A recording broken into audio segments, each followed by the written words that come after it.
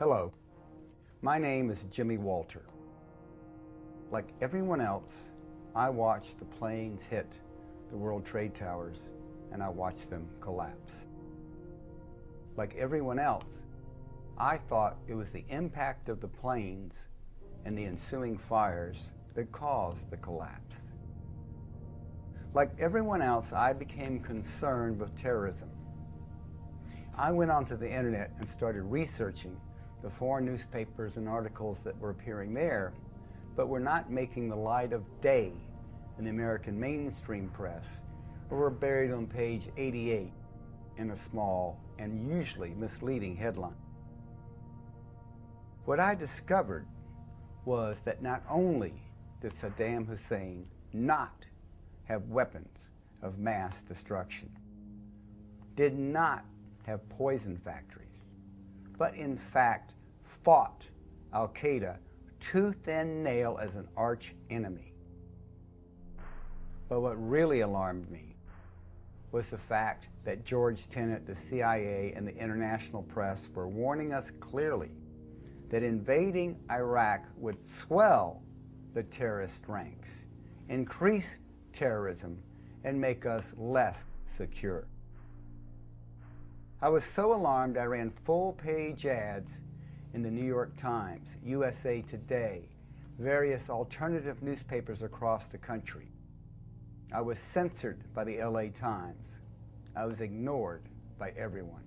I shut up when the war started in order to support our troops. After mission accomplished was asserted, I started going around the country to the protests to bring our boys home. There I met Eric Hufschmidt, who had written Painful Deceptions and Painful Questions. I got his book and video, but never gave him the time of day. At worst, I thought 9/11 was a sin of omission, where the administration had let it happen in order to further their own nefarious world domination purposes. I did not believe that the World Trade Center was brought down with explosives. About 6 months later, a friend cajoled me into watching Eric's video. It was an epiphany. I knew after watching his video that towers had been brought down with explosives. When I saw heavy steel beams flying straight out, some of them actually going up and down, trailed by a smoke cloud of poisonous debris, I knew that it had to be explosives. Please watch the following video of the event I produced on September 11th of 2004 in New York City, which follows, and see, as they say in the Matrix, how deep this rabbit hole goes. I really do feel like I took the red pill. Brace yourself. You're in for a rude awakening.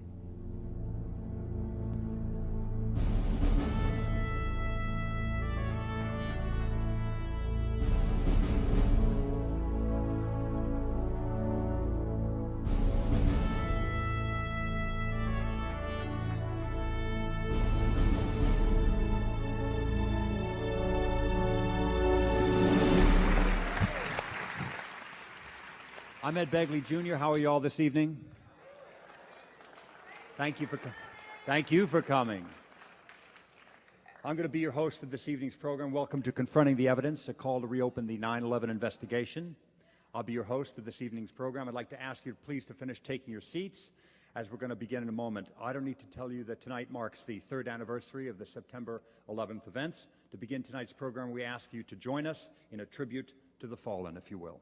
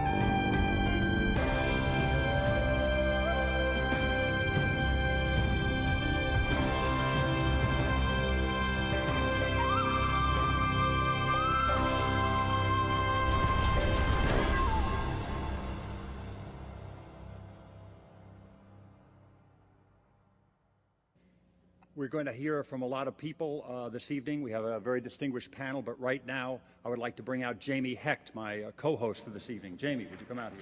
Thank you. Why does so large a group of people believe that the violence, the bereavement, and the grief inflicted on September 11th, which have had such permanent and ongoing consequences, some of which we can't foresee, was avoidable? That it wasn't a bolt out of the blue, some cosmic blow against humanity that should cause us all to bow our heads, remember the fallen, and then go back to business, or as we were urged to do at the time here in New York City, to go out and shop. Why have the questions posed by the families and by the independent researchers, some of whom you'll meet tonight, and so many of you, gone unanswered? In the next few hours, we shall embark upon a difficult journey, and we ask you to reconsider the horrifying events of September 11th in a new and troubling light. This journey is quite difficult. It requires that we re-examine some of our most basic beliefs. This requires overcoming a special kind of inertia, which we're rarely asked to move. And yet, the rewards are a change from anxiety to awareness, from passivity and quietism to a more full participation in the most urgent issues of our time, diminishing unnecessary harm and bringing people closer together for a world of possible safety and creativity and understanding. If this is your first exposure to this material, you may feel very uncomfortable with that and challenged to confront your prior assumptions about September 11th. If you've already been exposed to these issues, you'll see that there are many things you want to look at. We have a large group of gifted researchers. Some of them have been questioning the official story of 9/11 from the very first day after the attacks. The questions these researchers have raised has been the subject of countless articles, discussions initiated by citizens in their homes. And there's been official silence by the commercial media about these events. But we've had a tremendous impact on what people have thought. Last month, a representative poll commissioned by Zogby found that about half of the city's residents do not believe that the attacks came by surprise. 41% of New York residents. Half. That's 49.3% of residents of New York City and 41% of New York State residents. And the question is, how could that view be so pervasive? Why have their questions been ignored?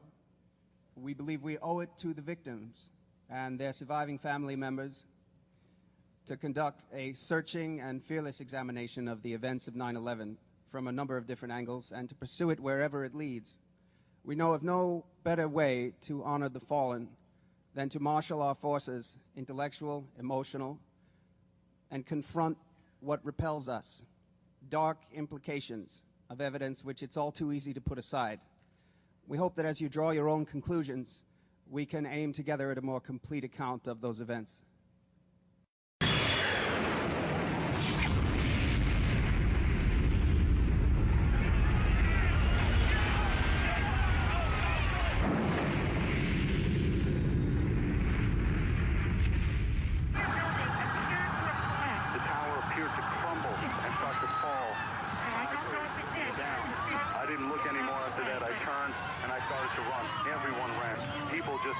People ducked into doorways, and people didn't stop to be so sick that I couldn't breathe at all. I find it really hard to talk.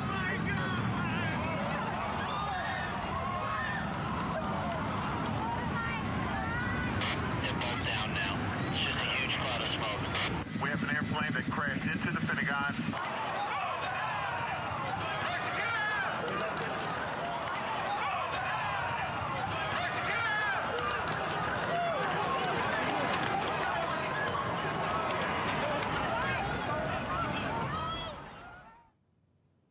If you are among those to whom it seems impossible that the authorities would actually allow 9/11 to happen for political gain at such an enormous cost to human life, consider what the authorities knowingly allowed to happen to the residents of this city immediately after September 11th.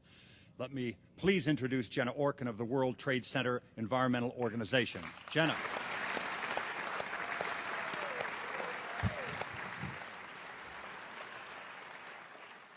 September 11th was a tragedy that has changed the course of history and the way we live. It was also an environmental disaster of historic proportions. The World Trade Center contained about 50,000 computers, each made with between 4 and 12 pounds of lead. That's not including World Trade Center 7. Hundreds of tons of asbestos coated the first 40 stories of at least one tower.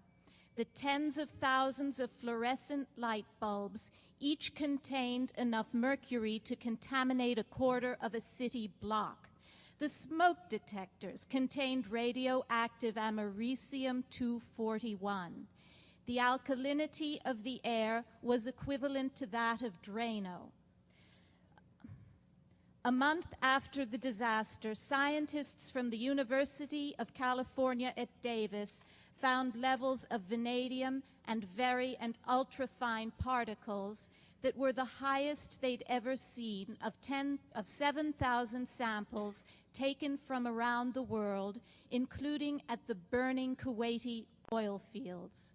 Dr. Marjorie Clark has testified that 9/11 was equivalent to dozens of asbestos factories, incinerators, and crematoria, as well as a volcano. Yet starting on September 13th, the EPA maintained the air is safe to breathe. A report by the EPA Inspector General in August of 2003 revealed that EPA's press releases, which initially warned the public about asbestos in the air, were edited to offer reassurances instead.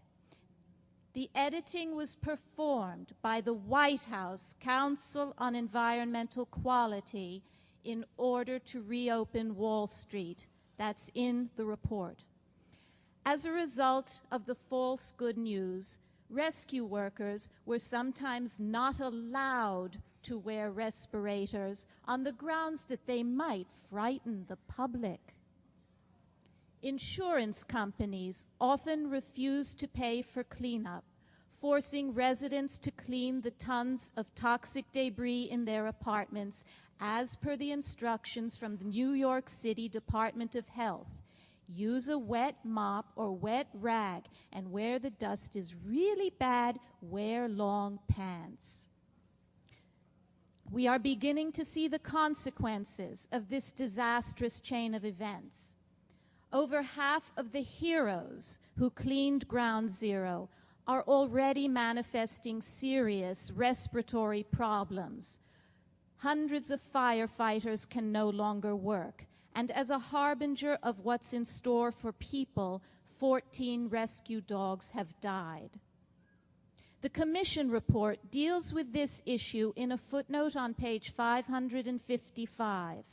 They interviewed Sam Thernstrom, the White House coordinator who changed the press releases. He said his motive wasn't to reopen Wall Street, it was procedural.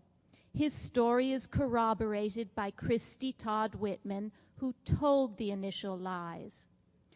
When John Gotti is corroborated by Lucky Luciano, that may be good enough for the Commission. We should not rest there.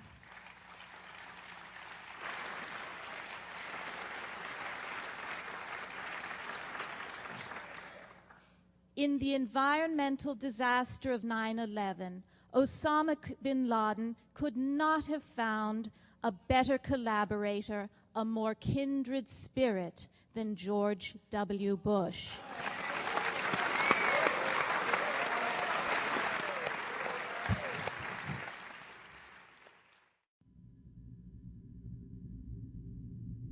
We can reassure the public that the air is safe to breathe, the water is safe to drink. EPA officials were lying to the public and to Congress about the health effects engendered by the 9/11 catastrophe. Because the EPA said the offices were safe and employers ordered their employees back into these buildings, and thousands of us are now permanently ill. I headlined at Radio City Music Hall with the Rockettes dancing behind me. I sang everywhere there was to sing a song, but I can't sing now, because every time I try to sing now, I choke. So in the middle of October, October 15, 2001, I came to work. 2 days later, I woke up at night, October 17, 2001, and my lungs were full and gurgling. The respiratory function was so low that it woke me up out of a sound sleep. And from that day on, I've been sick. In fact, the air was hazardous for many, many months, and all those tons of hazardous material were lodged in people's homes, in their offices, where in many cases they still are today. The major failure by the U.S. government after 9/11 was its failure to act as a government should be, and that is to inform and to protect. Of all the terrifying images, on September 11th, the collapsing Twin Towers were among the most horrific. A shocked nation saw the two largest structures in New York City's skyline dramatically crumble before our eyes. Given the vast scale and unprecedented nature of the horrifying spectacle, and lacking any information to the contrary, viewers could only assume that the fiery crashes of Flight 11 and 175 were the sole causes of the tower's subsequent collapses. Building number 7 at the World Trade Center was a 47-story building with a steel frame. No airplane crashed into it, nor did the towers fall onto it. However, this building disintegrated on September 11th. This satellite image shows the World Trade Center about a year before the attack. Building 7 is the tall building at the top. Building number 1 is the North Tower. You can distinguish it from the South Tower by its antenna. Buildings 4, 5, and 6 were office buildings. Building 3 was a hotel. The attack on September 11th destroyed all 7 of these buildings, and it damaged surrounding buildings as well. Here is a view from an airplane of the rubble of Building 7. The pile is very small.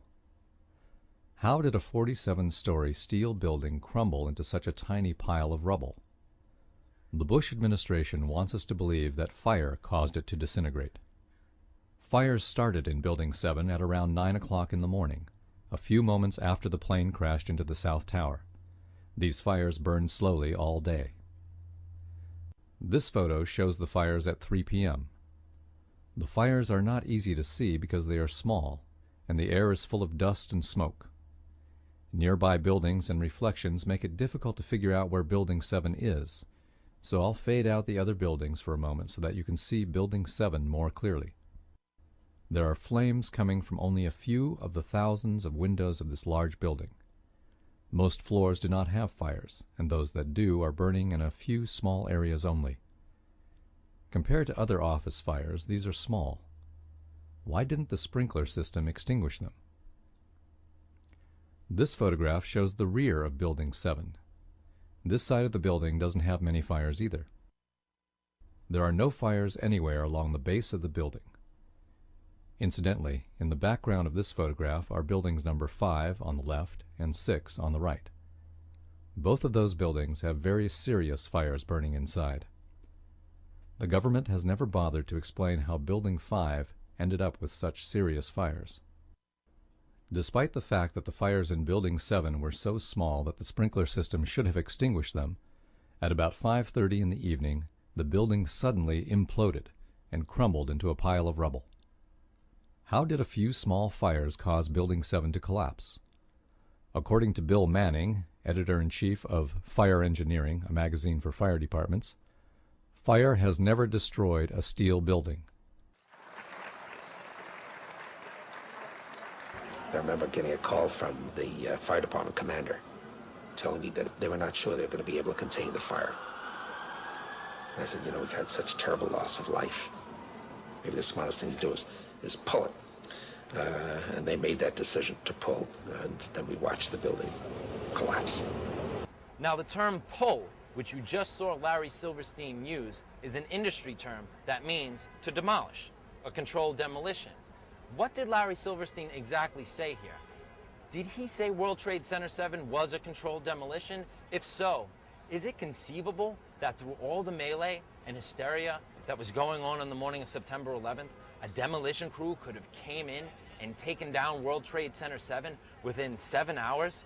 Most controlled demolitions take up to 2 weeks in intense planning to make happen.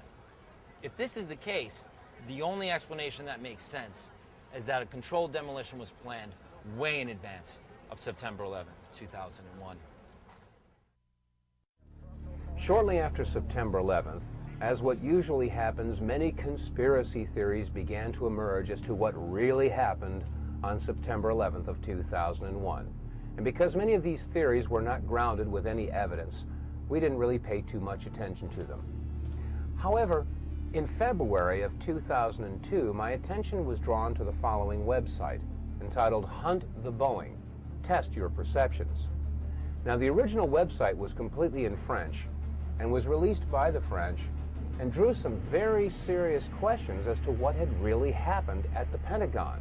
I mean, after all, we had all seen the big hole that was created by the 757 that had slammed into the Pentagon at 9:43 on September 11th. But some of the photographs that were shown on this website raised very serious questions as to whether or not that's exactly what had happened. Some of these photographs showed a smaller hole, and in some cases showed that there was no way that a 757 could have created this damage.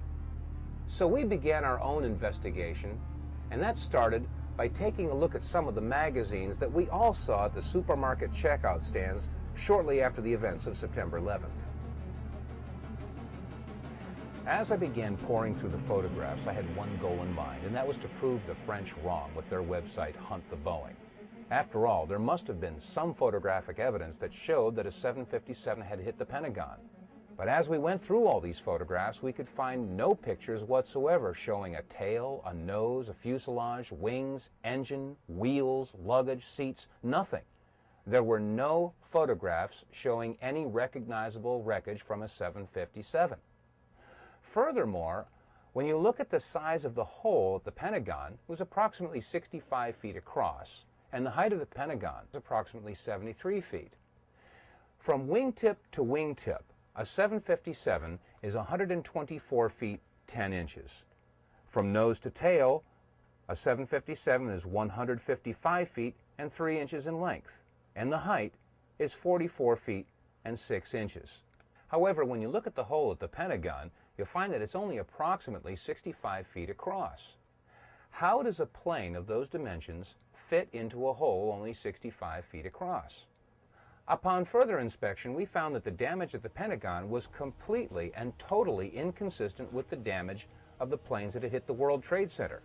I mean, after all, the planes that hit the Trade Center created a fire so intense that it fatigued the steel and collapsed the buildings, or so that's what we were told.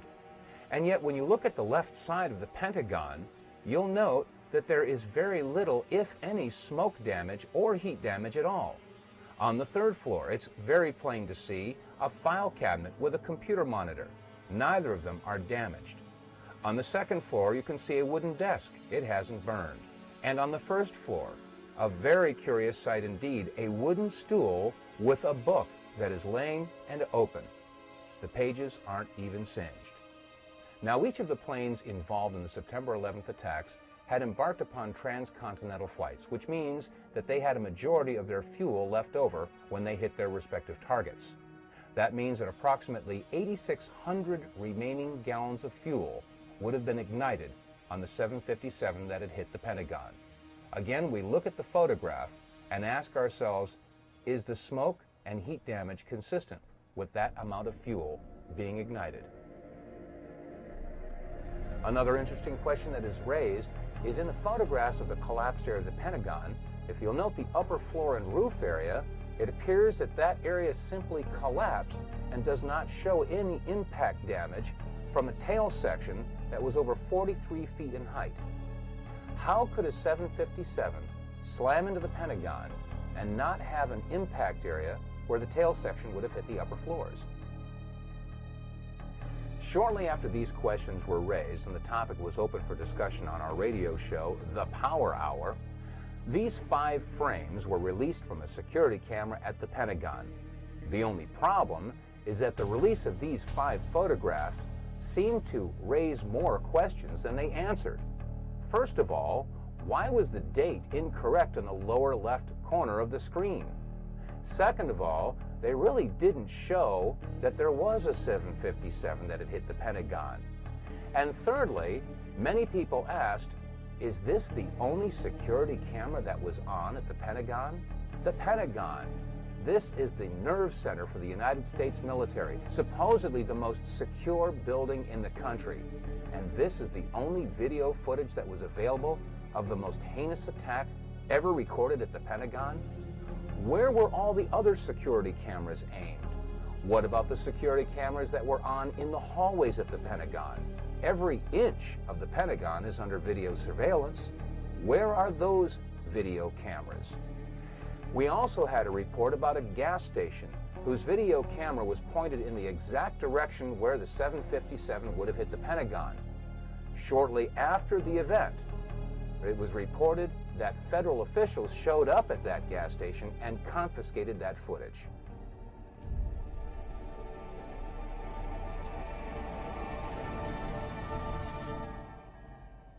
Now, there should be no question that the outer rings of the Pentagon have indeed collapsed. We've seen pictures from one angle, from another angle, and America has seen these pictures. We all assumed that that was the damage that was caused by the 757 hitting the Pentagon. But shortly after the release of the article From Deception to Revelation, we were sent some photographs that were taken apparently right after the event and before the outer walls had collapsed. When examining these photographs, we can clearly see that the area in question had not yet collapsed. In fact, there is very little evidence of a hole big enough to accommodate a 757. The hole that we do see is approximately 14 to 16 feet across. Question: how does a 757 fit into a 16-foot hole and leave no damage or wreckage on the outside of the Pentagon? These are questions that deserve serious scrutiny.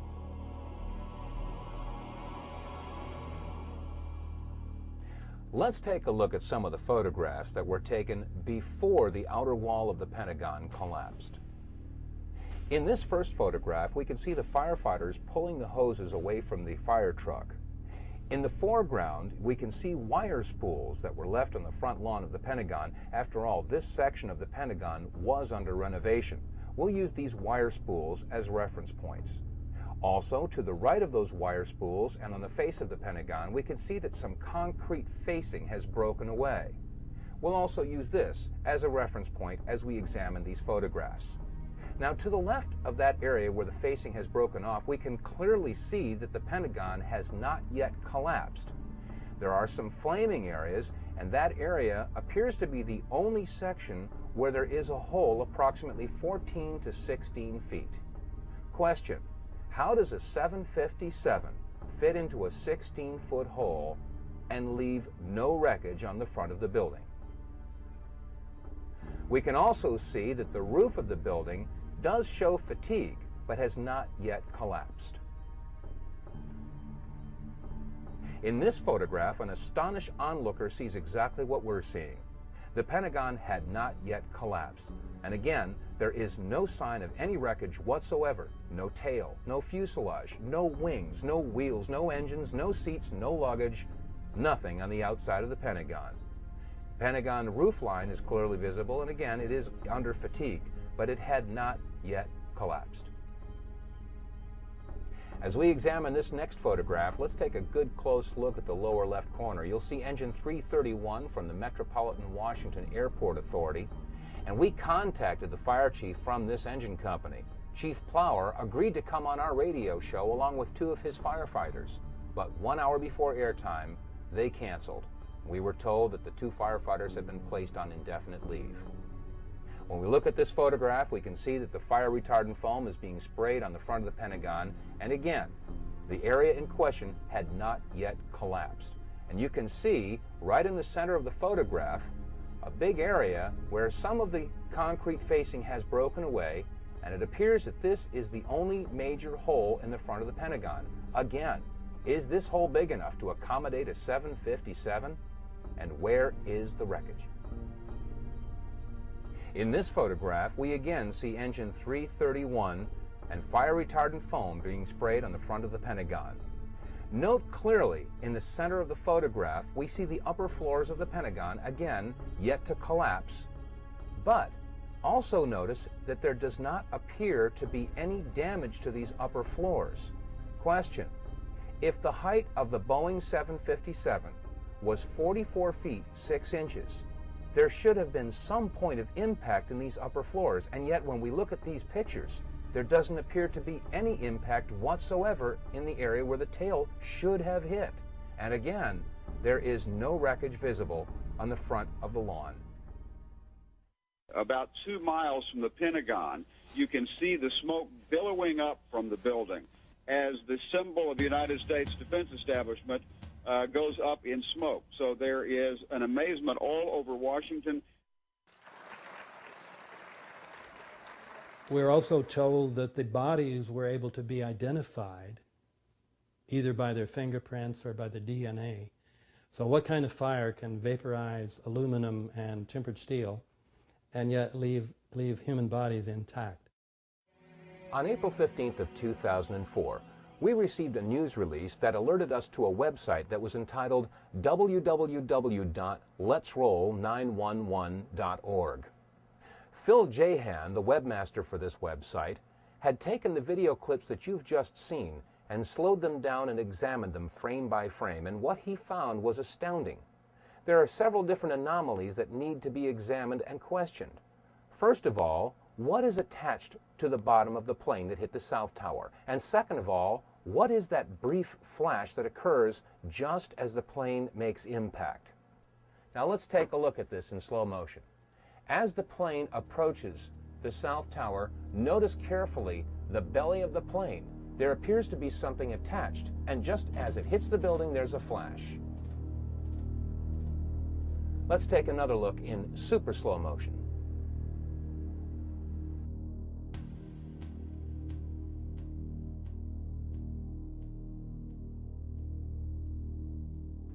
Now let's take another good hard look at this video footage.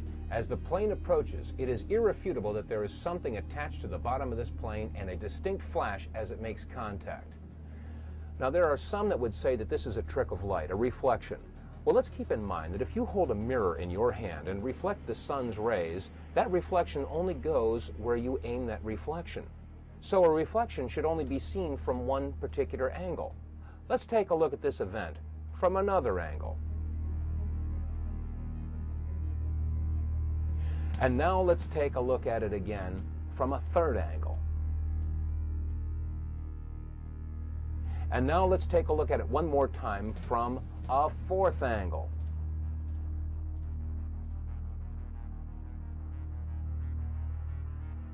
Ladies and gentlemen, you've just seen a very interesting event indeed.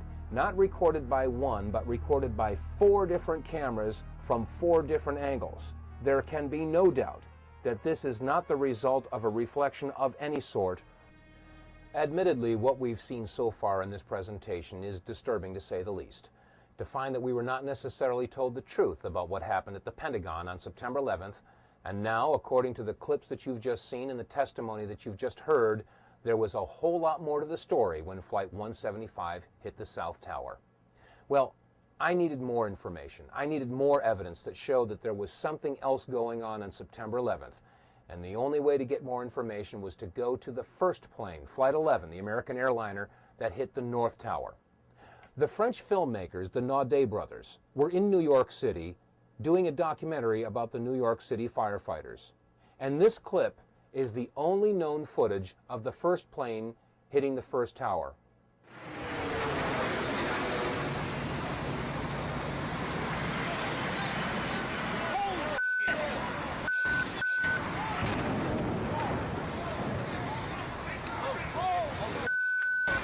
Let's take another look at this video clip, this time in slow motion. You'll notice that as the plane approaches the tower, first of all, we're too far away to get a clear shot in any detail of the plane. So therefore, it's hard to make out whether or not there was anything attached to the bottom of this plane, as was the case with Flight 175. However, there is another similarity. Just as the plane makes impact, there is a flash. Let's look at it again, and keep in mind that as we watch this plane make impact, this flash occurs just before the plane crashes into the North Tower.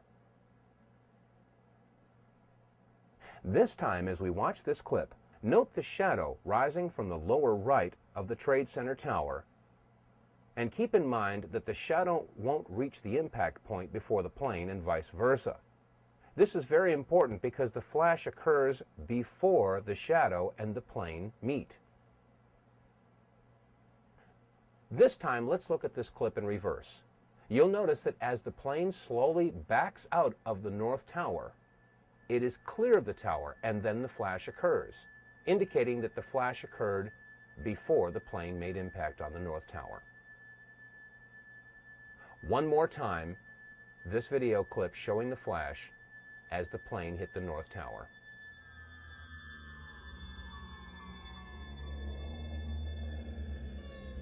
Let's take another look at the clips that we showed you and the testimony that was given to the plane hitting the tower.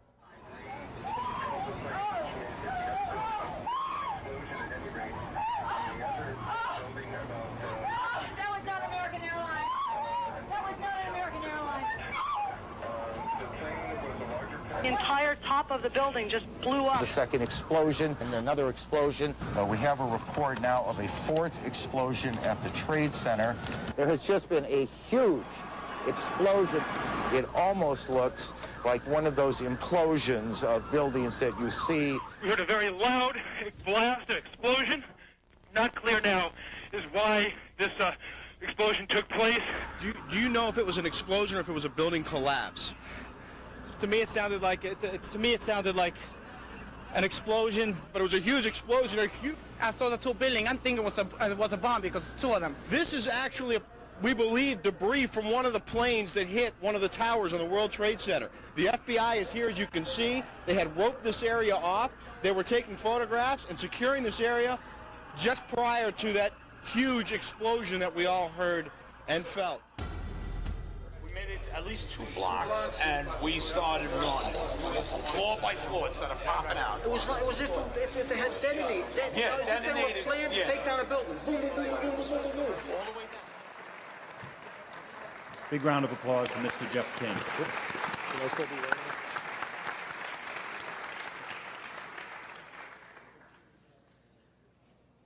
Okay. I studied physics at MIT. I did electrical engineering for about 8 years. I've had quite a bit of practical engineering experience. When I first saw the collapses, I was absolutely convinced that they were not spontaneous. One of the first things that I did was to speak with one of my patients, who is a retired Army Corps of Engineers fellow who's done a lot of demolition and construction. Showed him some of the public source videos that are available of it, and he immediately pointed out that there were squibs, which represent little puffs of smoke essentially coming out of the buildings initially, which were clearly a sign of controlled demolition. He had no opinions beyond that, but he said without doubt that it was a controlled demolition. That sort of set me on the path of continuing to examine it and trying to gather as much evidence as I could. And the question I pose, what don't we know and why don't we know it, is sort of addressing the fact that at this point we still do not really have a meaningful explanation for what happened to the buildings. We have had several studies at this point, which I will go into, as to trying to determine a plausible scenario for the collapse. As of this point, none of them have presented us with anything that I think could be reasonably called a convincing and detailed account of why the collapse has occurred. And the question that's been addressed previously, the enormous destruction of physical evidence, as Chris was saying, the site was scrubbed very thoroughly. Out of the entire mass of the buildings that were destroyed, the National Institutes of Standards and Technology, who are now doing the ongoing investigation, managed to save about 240 pieces out of the entire building. All of the rest of it was basically recycled. The obvious question is what does it mean that there was a controlled demolition? At the simplest level, it means that someone had a lot of access to the buildings over a long enough period of time to set this up. It implies, as many other things have tonight, that the people who had effective control of the site had an interest in having it scrubbed and making sure that no information was available, that a forensic reconstruction couldn't be done. Even in much smaller catastrophes, we typically will reconstruct things as completely as possible.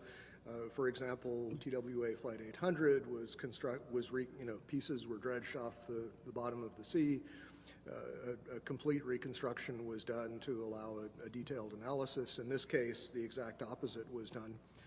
The first report that was really issued on this was issued by FEMA in collaboration with the American Society of Civil Engineers. There was basically a volunteer team from ASCE that had very limited access to the site. A lot of the pieces that they were able to retrieve were retrieved by going to landfills and trying to find interesting pieces before they were disposed of.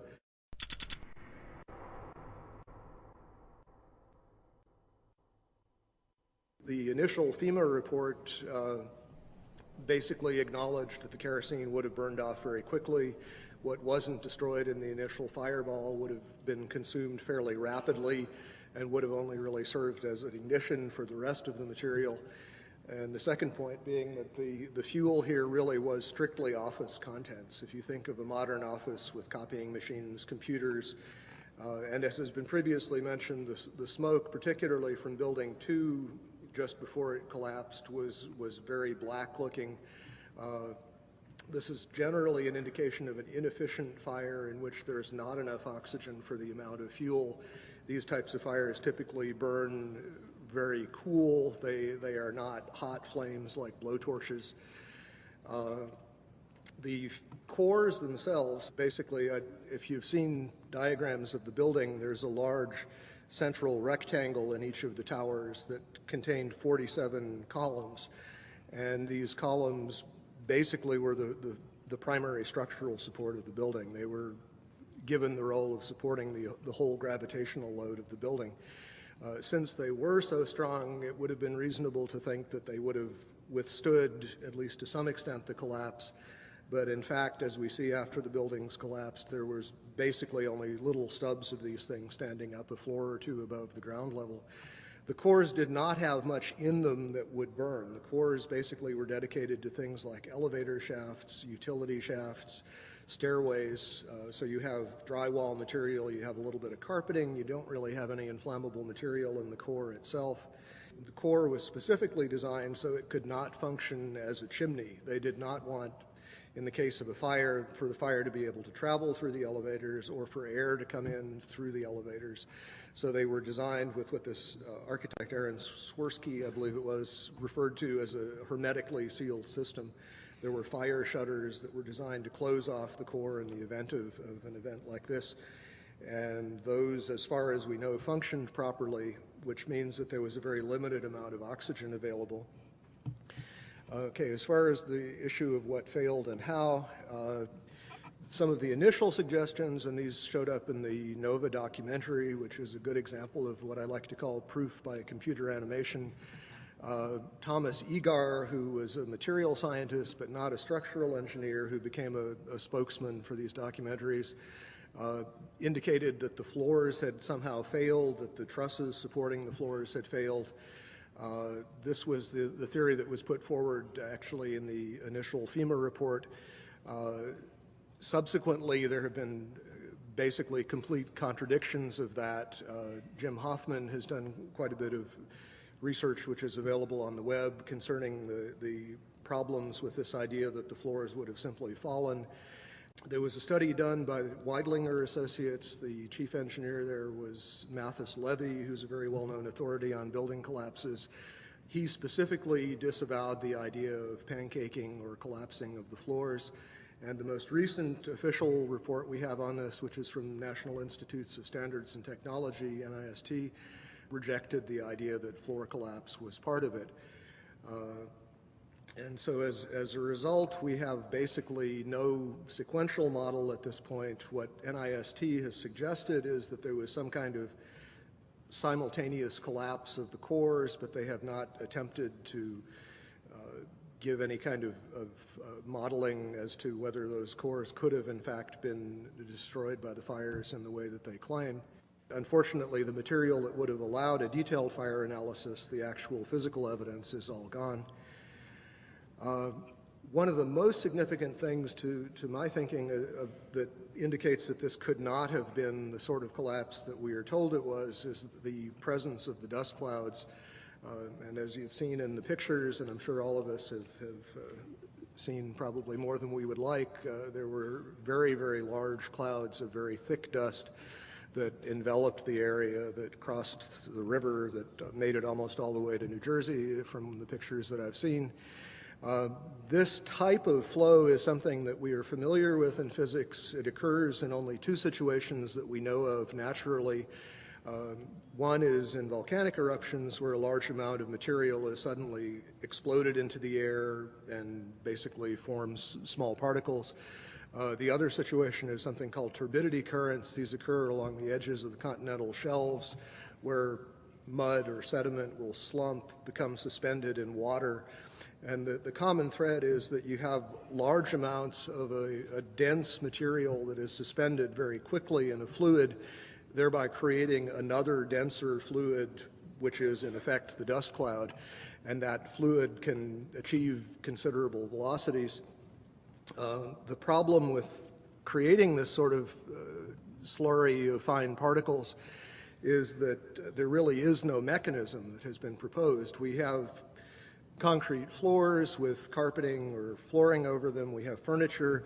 We have floors basically that are coming together in a collapse, but the concrete is basically protected under these layers. Early in the collapse, in the very first moments, we see these thick clouds being ejected at very high speed. They're clearly dense because they flow downward and become part of this large overall pyroclastic flow. What we're basically being told is that the concrete sort of jumped up into midair, exploded itself, and then was ejected as the floors came together. Not a very plausible mechanism, but I have yet to hear of anything else proposed to explain it. From quite a few people on the scene, we've been told that the powder it represented most of the concrete, that the amount of intact macroscopic chunks of concrete on the scene were negligible, that basically everything was reduced to powder. And incidentally, we also know that other things besides concrete were reduced to powder. We know that contents of computers, exotic metals from computer chips, these sorts of things were also identified in the dust and in very small particles, generally on the order of less than 100 microns in diameter. So we have a real issue of mechanism as far as what in the process of this collapse could cause so many things to be pulverized so finely. For the towers to collapse the way we saw them collapse basically implies that the columns simply collapsed into themselves. They telescoped straight down. Steel keeps a lot of its structural integrity, even when heated.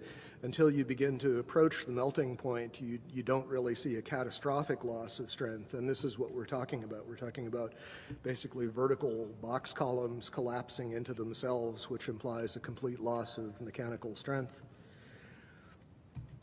And as far as the initial impacts, this recent NIST study made an interesting point about World Trade Centers 2.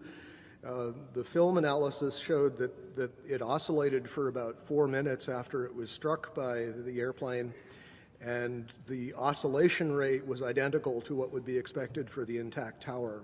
Trade Center towers in most modern buildings are heavily redundant in the sense that the load bearing can be shifted to other members if some of them fail, and we saw that happen in this case. Stresses do redistribute, but absent further weakening of the structural members, that distribution is limited. It happens, the structure restabilizes, and unless there's significant further damage, it doesn't progress to a total collapse. World Trade 1 began collapsing from the very top after an hour and 40 minutes. It's very hard to imagine office contents progressively heating up hotter and hotter over that period of time. And for a building to collapse from the very top, which is the least heavily loaded, is also very odd, to say the least. Just a couple of other anomalies. As we know, there were reports of explosions. There were reports of underground explosions in both of the towers at the time of the impact from a building engineer by the name of Philip Morelli. There are interviews with him on the web. From the Naudet brothers film, 9/11, we see that the lobby of the North Tower was extensively damaged with what looks like high explosive blast damage, and this was immediately after the plane collision. But we know that on the weekend before, there were power downs, and there appear to have been evacuation drills going on throughout the previous week, which suggests that at least some people knew that something was happening. The power downs may represent a time window in which demolition charges would have been planted, although I think it's possible that they also were planted over a much longer period of time, given the relative accessibility of the buildings. Okay, that's all I have to say. Thank you.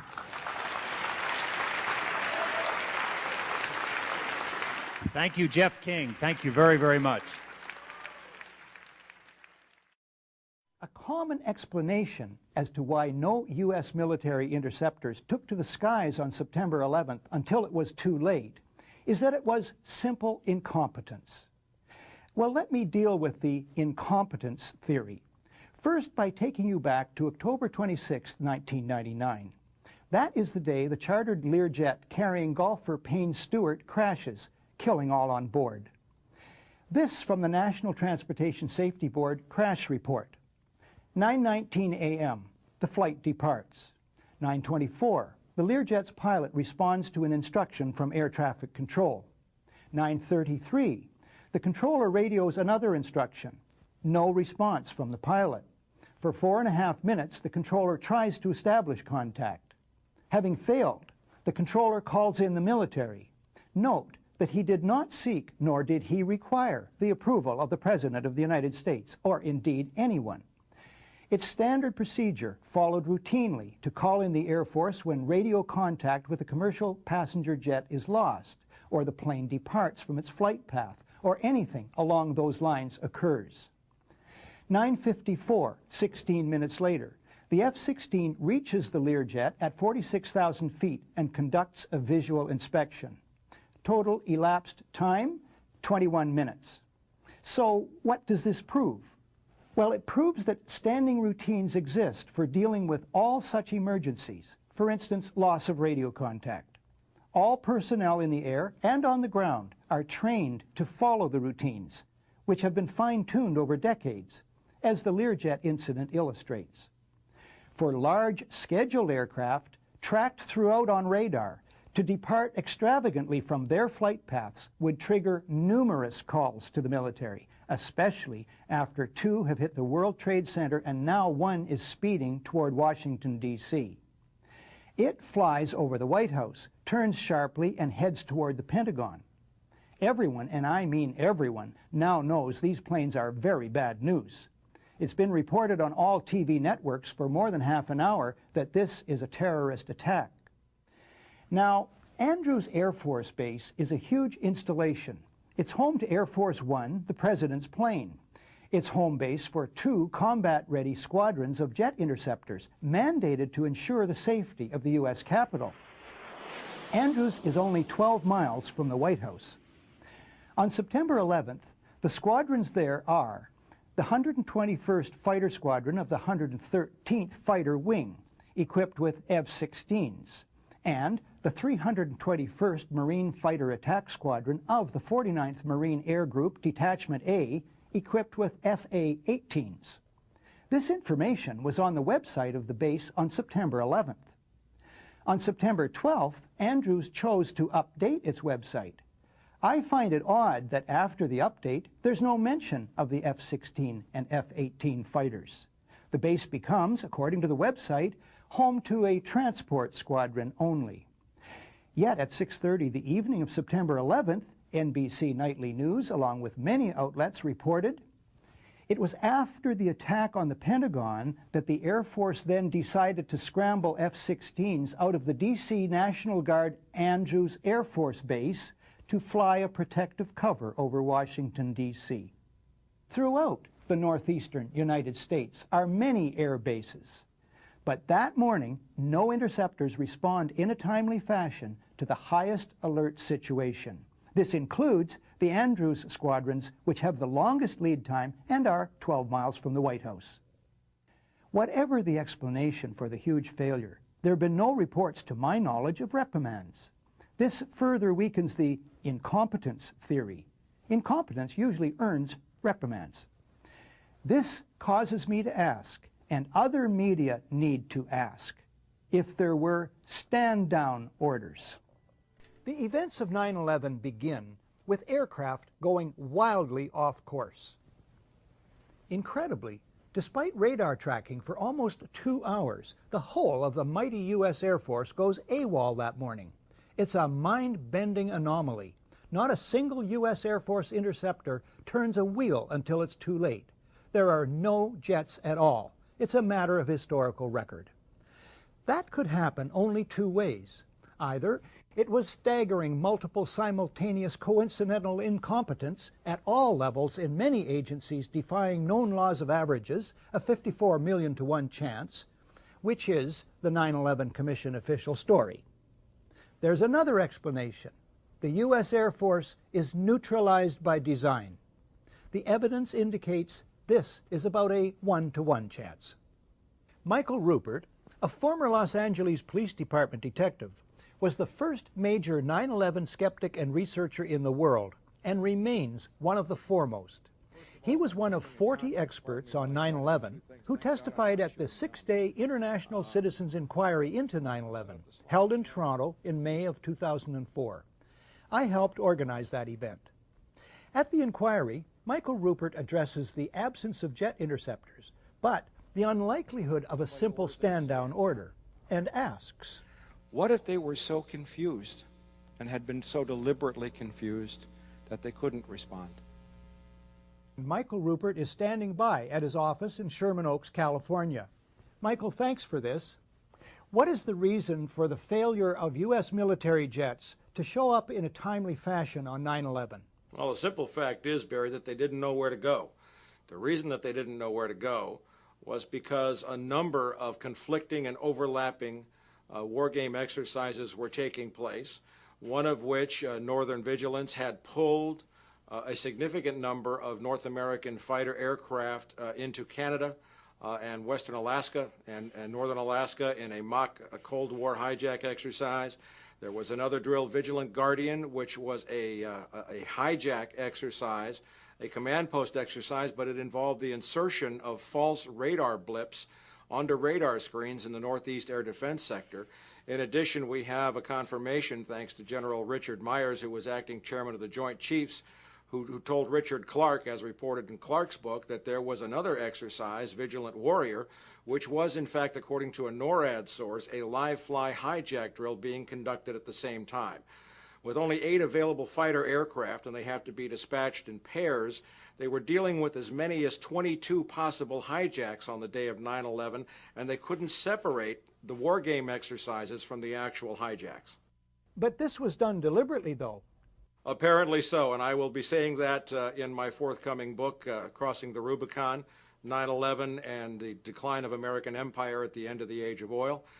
We have done an extensive investigation on that to show that these war game exercises were apparently very well planned by someone who I will show, I believe, was Dick Cheney in the United States government to deliberately confuse FAA, NORAD, and U.S. Air Force fighter response to fulfill a prophecy that another man had once said, let one happen and stop the rest.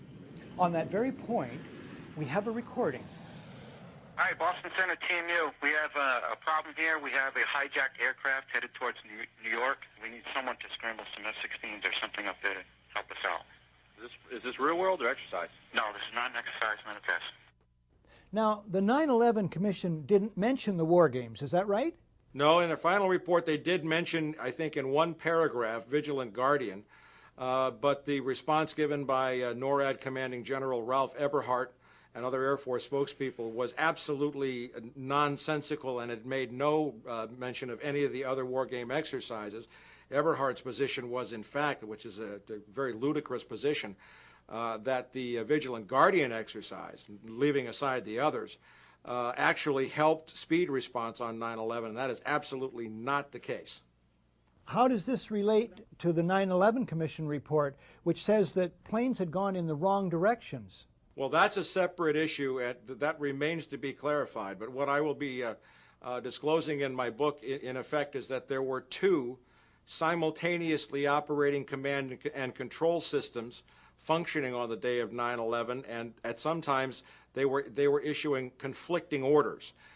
We do not have a clear explanation for why fighters from Andrews Air Force Base were sent out over the sea first and couldn't turn around, because the 9/11 Commission seemed to change all the evidence just arbitrarily right before it issued its final report. So we don't have a clear explanation, but certainly there was this all consistent with a motive that said make sure that the fighters don't get to any place in time to stop the three critical attacks on the World Trade Center and the Pentagon. You have Laura Brown of the FAA. She attends hearings of the 9/11 Commission that bear on the aviation aspects of the day. Embarrassed by previous non-forthcoming testimony about the FAA's role, she sends an email in May of 2003 to members of the media whose business cards she had collected. Within minutes after the first aircraft hit the World Trade Center, she states in her email, the FAA immediately established several phone bridges that included FAA field facilities, the FAA Command Center, FAA Headquarters, DOD, the Secret Service, and other government agencies.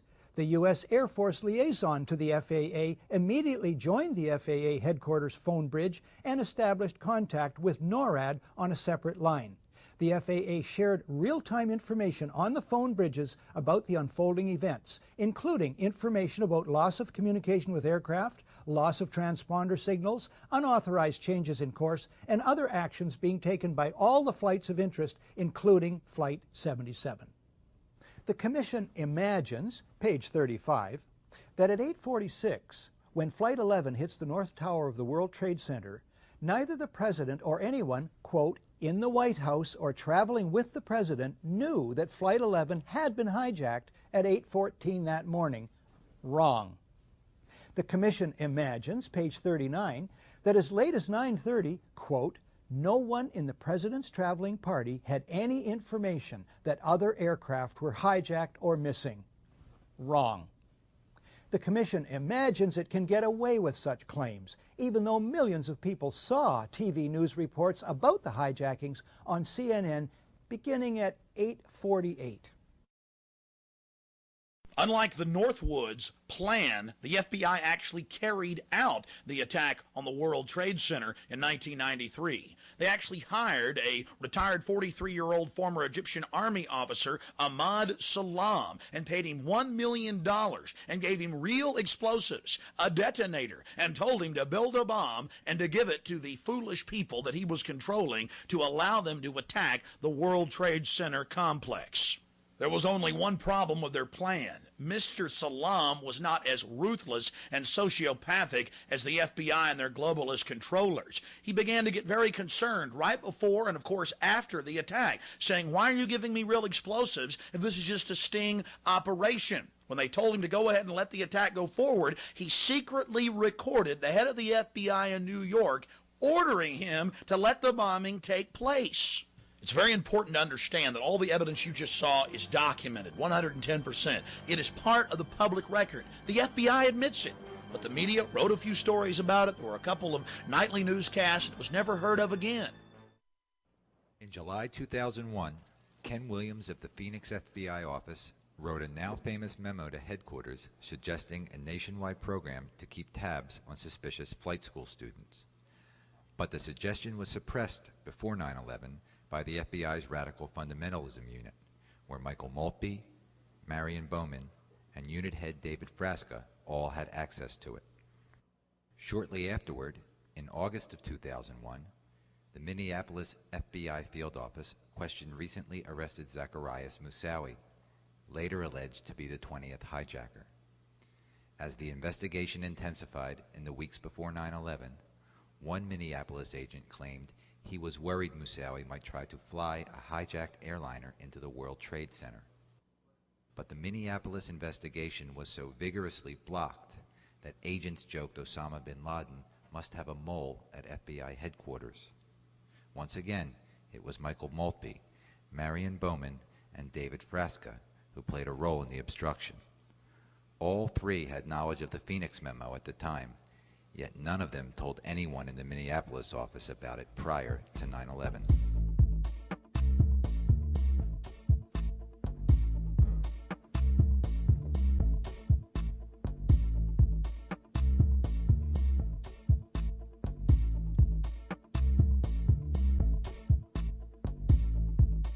In January of 2001, Chicago field agent Robert Wright saw his 3-year investigation of a terrorist cell abruptly halted. 3 months later, he wrote a stinging memo charging that the FBI was not interested in thwarting a terrorist attack, but instead, quote, was merely gathering intelligence so they would know who to arrest when a terrorist attack occurred, unquote. After 9/11, badly shaken, Wright wrote a 500-page book detailing his experience. But to this day, the FBI has blocked him from publishing it in full. Was Wright's terminated investigation related to the 199I order of January 2001? Working in the translation office of the FBI after 9/11, Sibel Edmonds discovered evidence of rampant internal corruption and criminal conspiracy to cover up advance information about 9/11.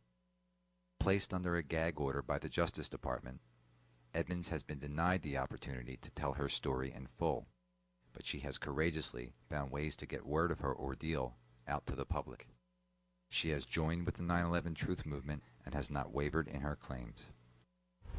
To become an American citizen, I took the citizenship oath.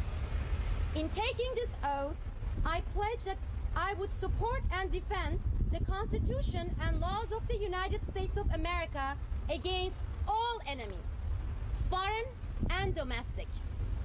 Therefore, not only do I have the right to challenge John Ashcroft's anti-Constitution and un-American actions, as an American citizen, I am required to do so. So are you.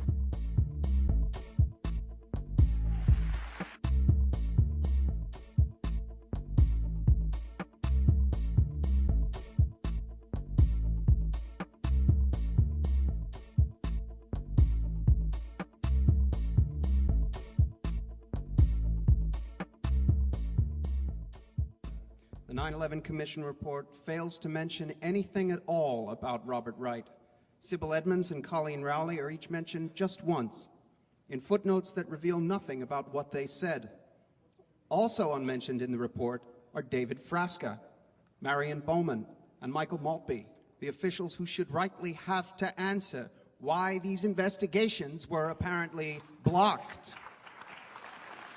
The set of documents known as the Northwoods documents or the Northwoods agreements or something to that effect, you featured them in your last book. Since we're talking a pretext for war, that certainly was a pretext for war in the early 60s. Can we speak about that for a moment? The idea was to create a pretext to show that there was an attack by Cuba on the United States, and the idea was to have U.S. personnel from the CIA and other places secretly create terrorism in the United States. The documents actually said people would be shot on American streets, bombs would be blown up, and again, all this, the evidence would be laid to point the finger at Castro. One other idea was they were going to they had a very complex plan where they were going to take an aircraft and load it with CIA people who looked like college students, fly it over to have it take off from an airport in Miami with a lot of publicity, and then it would quickly, after it got into the air, land at a secret CIA base. At that same time, an identical plane would take off from that CIA base, except this plane would be empty, and it'd be remotely piloted from the ground. It was a drone plane that would be very similar to the passenger plane that had just taken off. And once the plane was over Cuba, there was going to be a tape recorder that would have played a distress call into a microphone saying help were being shot at, and a few minutes later, once the plane was over the Caribbean Sea after it passed over Cuba, it would have somebody would have pressed a button on the ground, blowing up the plane, and they would have blamed Cuba for killing a plane load of American college students. At another point, they had this idea where they were going to actually John Glenn was going to go into his first space mission around that same time, and part of the plan was that if Glenn's rocket accidentally blew up on liftoff, they were going to plant evidence making it look like that it was Cuban sabotage that blew it up. These were all outrageous plans. They made their way all the way up to Secretary of Defense McNamara. Actually, the plans were all signed by all members of the Joint Chiefs of Staff, and then they went up to McNamara, and McNamara rejected the plan, and that was the end of it. So it never got put into effect, but the fact that you can get all the members of the Joint Chiefs of Staff, the senior military officials in the U.S. government, signing off on a plan that outrageous is extraordinary to me. Fast forward again to August 2nd, 1990. Iraq attacks Kuwait, claiming the Kuwaitis are slant drilling into Iraq's oil fields. U.S. President George Herbert Walker Bush pushes for a land war against Iraq, but polls show the U.S. public is split 50-50 on that idea. Then comes this eyewitness testimony before a congressional committee from a 15-year-old Kuwaiti girl. The claim is she cannot be identified for fear of reprisals. While I was there, I saw the Iraqi soldiers come into the hospital with guns. They took the babies out of the incubators, and left the children to die on the cold floor. The U.S. public is outraged. The result? Support for land war zooms. It's a turning point. Desert Storm is launched. 135,000 Iraqis are killed. An estimated 1 million Iraqis, many of them children and old people, then die as a result of 10 years of sanctions. One small problem. There never were any incubator baby deaths, not one. The Canadian Broadcasting Corporation's investigative flagship program, The Fifth Estate, reveals the girl to be the Kuwaiti ambassador's daughter, given her lines and coached in acting by the giant American PR firm Hill & Knowlton. It's one phase in a $10 million joint U.S.-Kuwaiti campaign of deception. This man is lying. I myself buried 14 newborn babies that had been taken from their incubators. This man is lying. And they had kids in incubators, and they were thrown out of the incubators so that Kuwait could be systematically dismantled. There were a lot of people who participated in a conspiracy. Yes, an out-and-out conspiracy of fake organizations, false documents, fraud, and disinformation. So, if a new man named Bush is in the White House and helps engineer a brazen deception in order to achieve global geopolitical goals, as well as domestic and personal ones, it wouldn't be a first, would it? Hello again. What I did not tell you before was that in the course of my research, I discovered that Colin Powell was a habitual liar. In the run-up to Gulf War I, Colin Powell testified that he had satellite photos of 2,500 Iraqi tanks on the Saudi border ready to invade. A St. Petersburg Times reporter went to the Russians and bought a satellite photo of the area. Not one single tank. Years later, when questioned by reporters, Powell admitted there were no tanks, that in effect he had lied. And for those of you who do not remember, Colin Powell was the officer who covered up the My Lai massacre.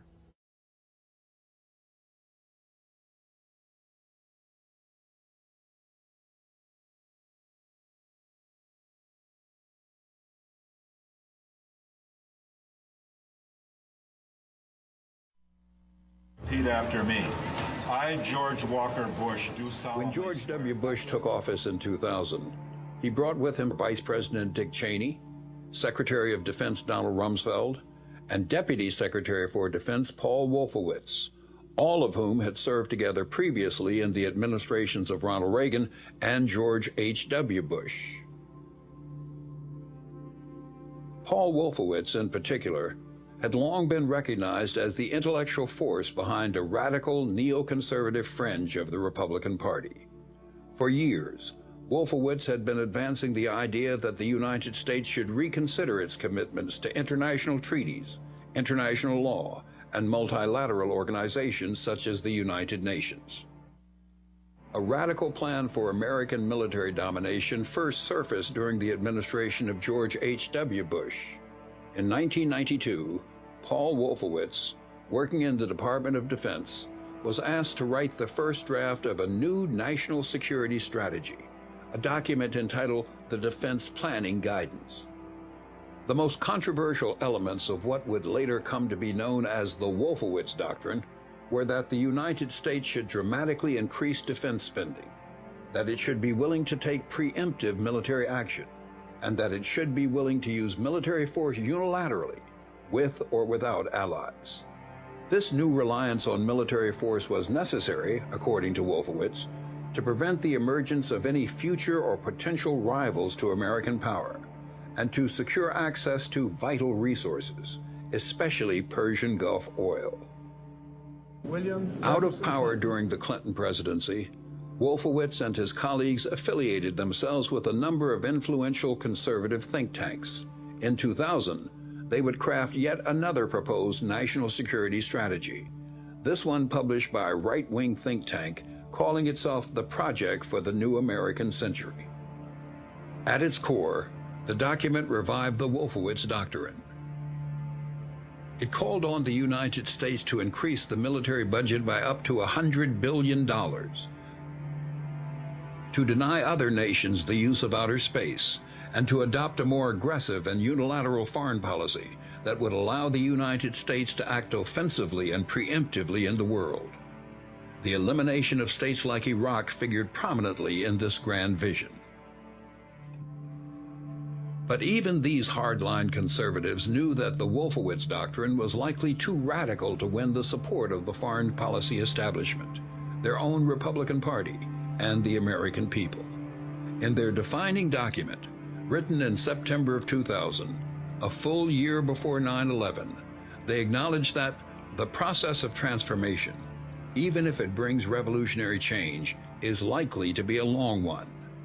Absent, in their own chilling words, some catastrophic and catalyzing event, like a new Pearl Harbor. 1 year later, that event would arrive. David Von Kleist is a host of the popular radio program The Power Hour. He's the maker of the new film 9/11 in Plain Sight. All right, David, please come out here. Welcome. Before I start, I want to thank any of the listeners that we've got out there of the Power Hour for helping to keep us on the air. How many listeners do we have out there? I know there's a few of you. I thank you. And the listeners know that this is going to be a team effort. If we're to get the information out about what truly happened on September 11th, we have to somehow overcome the mindset and the brainwashing that's been subjected upon the American people for not just the past several years, and not just the past several decades, but for several generations. Right off the bat, I'm going to say a word. We're going to play some word association. I want you all to scream the first word that comes to your mind. Are you ready? Conspiracy theory. Now, there are two words in that phrase. The active word is theory. By definition, a theory is an idea, a supposition, a concept. Here's an example. In theory, if I purchase a raffle ticket, I could win a prize. Now, as long as you don't buy that raffle ticket, that win is theoretical. But once you buy one raffle ticket, it becomes a possibility. And the more raffle tickets you purchase, the more possible and eventually probable your win becomes. That's what it is with a conspiracy theory. When you have no evidence, it is a conspiracy theory. But once you have one piece of evidence, no matter how circumstantial or flimsy it may be, it becomes a possibility. And the more evidence you gather, the more possible and eventually probable the conspiracy is. Now, we have to keep this in mind when we look at all the information about September 11th. Now, about 6 weeks ago, I released a documentary film called 911 in Plain Sight. Curiously, thank you. Curiously, there were some individuals that somehow found a way to write a review on this documentary 3 weeks before it was released. They said all kinds of things, said like this was manipulated footage. Yeah, that's what it was. It's doctored photographs. Yeah, photo workshop. That's the ticket. Yeah. I assure you that what you see on that video is unmanipulated, unaltered video footage and photographs. So let's put that to rest right away. For those of you that have seen the documentary, I actually held the DVD from CNN entitled America Remembers right up into the lens of the camera. And yet some still say it was manipulated footage. There are some folks that just don't want us to consider the possibility that maybe there was something other than a terrorist with a box cutter in his hand that was responsible for slamming planes into targets on September 11th.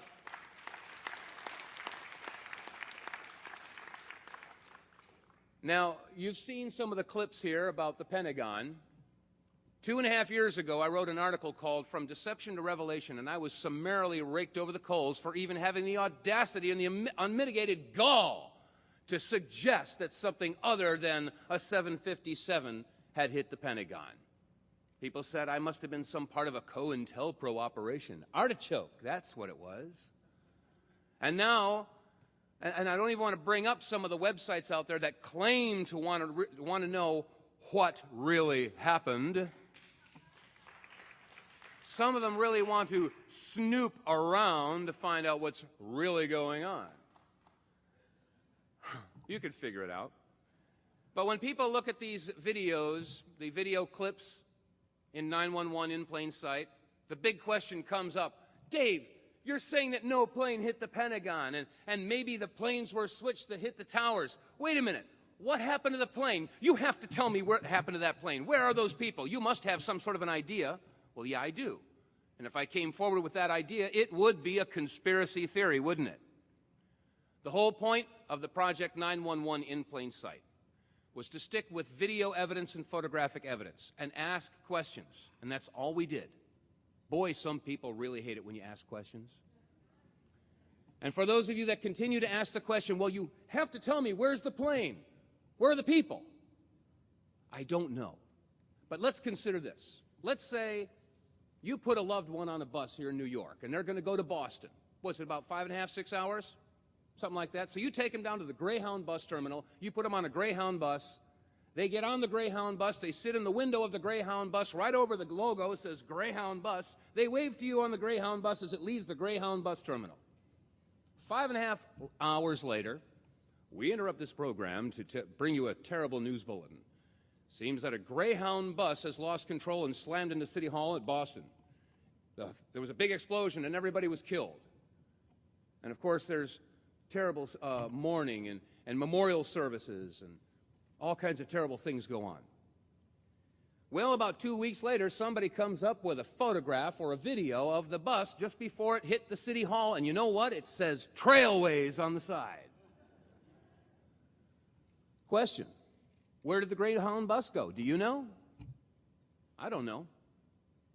But we look at the information and the physical, the photographic, and the video evidence, and they scream the questions, where did those planes go? Because they sure as hell didn't hit the Pentagon, and whatever hit those towers has a very serious question as to whether or not those were commercial aircraft at all. This is where we are with this investigation that needs to be started right now. Now, I want to ask the question, thank you. Take a look around you. Do you see any cameras from CBS, Channel 2, Channel 4, ABC, Fox, CNN. Are they here? No, they're not. You want to ask the question, why? Why is it, and I grew up here in New York City, I grew up in the Village, I grew up in Brooklyn, I watched those towers as they climbed their way into the sky. And when I saw them come down, it hit me very hard, because this is where I spent my wonder years. And I have to ask the question, why is it that now I live in a very rural area? I live in the center of the country. I'm out in the middle of flaming Nowhere, Missouri, a little town they call Versailles. Merci beaucoup, monsieur. And I want to know, how is it that me and William Lewis, the director, can go down there with tons of videos that were sent to us by our listeners. And again, I thank every single one of you for sending us the videotapes, because without your help, the video project would not have been possible. The networks will not provide video footage, they will not provide releases, and they will not allow America to see this video footage, because some guy got on television a couple months after September 11th and said, we got to stop showing all these video clips of America being attacked no more, because we need time to heal.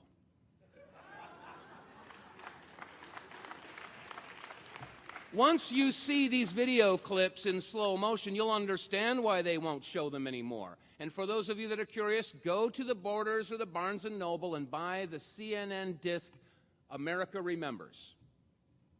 The video clips are right there. Now, I don't want to take too much time. We're running really late, but there's a couple of points that need to be made. First of all, let this be seen as no political football. We have one party in this country. It is the U.S. corporate party, with subparty A, Republicans, and subparty B, the Democrats. We have to understand that the largest industry in this country is the defense contracting industry, because it includes communications, agriculture, industry, technology, and anything else you can name. And war means money. We don't have a Cold War, and we don't have the Russians to have boogeymen anymore. China is our biggest trade partner. The United States is the world power. We don't have a boogeyman. Well, golly gosh, don't you think they need to create one? So I have to go back to where I started. Conspiracy theory. I will now give you an example of a conspiracy theory. On September 23rd, Condoleezza Rice had a news conference, and she stated, and I'm paraphrasing right now, she said, we have definitive proof that links Osama bin Laden and the Taliban to the events of September 11th, and we will release that information in due time. To this day, we're still waiting. We have not seen one piece of evidence that links Osama bin Laden and the Taliban directly to the planning stages of September 11th. And when you have no evidence and you charge somebody of conspiracy, that is a conspiracy theory, isn't it? The only difference is, if you're George Bush and company in the United States government, you get to launch not one, but 2 wars half a world away, kill tens of thousands of innocent men, women, and children, and contaminate the entire region for 4.5 billion years with depleted uranium. I don't know what the solution is, ladies and gentlemen, but the silence is deafening from the mainstream media, and I think that the only thing that we have to do right now is to mount a massive million-man media march in every city across this country and scream, we want the truth. And I will finish by making the same statement I made at the end of my video, and I will ask you all, where is your line in the sand? Thank you very much. Good evening. I'm glad to be part of this very important event, which is made possible by Nico's invitation and Jimmy's video. I would like to use my time to talk about the 9/11 Commission report, which is the present subject of my research. Many people have asked me, how good is the report? Well, that depends on your perspective. If you're one of the average Americans who get their news about 9/11 from the mainstream media, you will probably think the 9/11 Commission report is excellent. This seems to be the opinion of people who write customer reviews on Amazon.com, almost all of them giving it 5 stars. Some of them praise it by saying, it reads like a novel. Well, that's true. I myself would give it 5 stars if it were correctly categorized, that is, as a work of fiction. We are told in the preface that it was an attempt to give the fullest possible account of the events surrounding 9/11. Now, of course, they can't quite mean that. There were trillions of events surrounding 9/11. They meant they were going to give an account of those that seemed relevant to understanding 9/11. So that means there had to be a principle of selection. That principle of selection would be based upon your perspective. That is, your basic theory about what happened on 9/11. There are, of course, 2 basic theories of 9/11. Both of them are conspiracy theories. One of them is the official conspiracy theory put out by the Bush administration, according to which the attacks were planned and carried out entirely by Al-Qaeda, inspired by Osama bin Laden. The other account, which is the alternative conspiracy theory, suggests that the attacks were made possible by the complicity of the Bush administration itself. In the preface, we read that the report is intended to be impartial, but it is definitely not impartial as between these 2 theories. The Commission began its work simply by assuming the truth of the official theory. It did not argue for that theory. It simply assumed its truth from the outset and throughout its work. And it uses this theory to decide which events are relevant. We're also told in the preface that they intended their work to be independent and nonpartisan. Now, by nonpartisan, they meant that the committee was made up equally of Democrats and Republicans. Even this claim isn't quite true, because the chairman of the commission is Republican, and even more importantly, the executive director is a Republican. And this executive director, Philip Zelikow, is not just any old Republican. He was a member of the National Security Council of the Bush I administration, where he worked with Condoleezza Rice.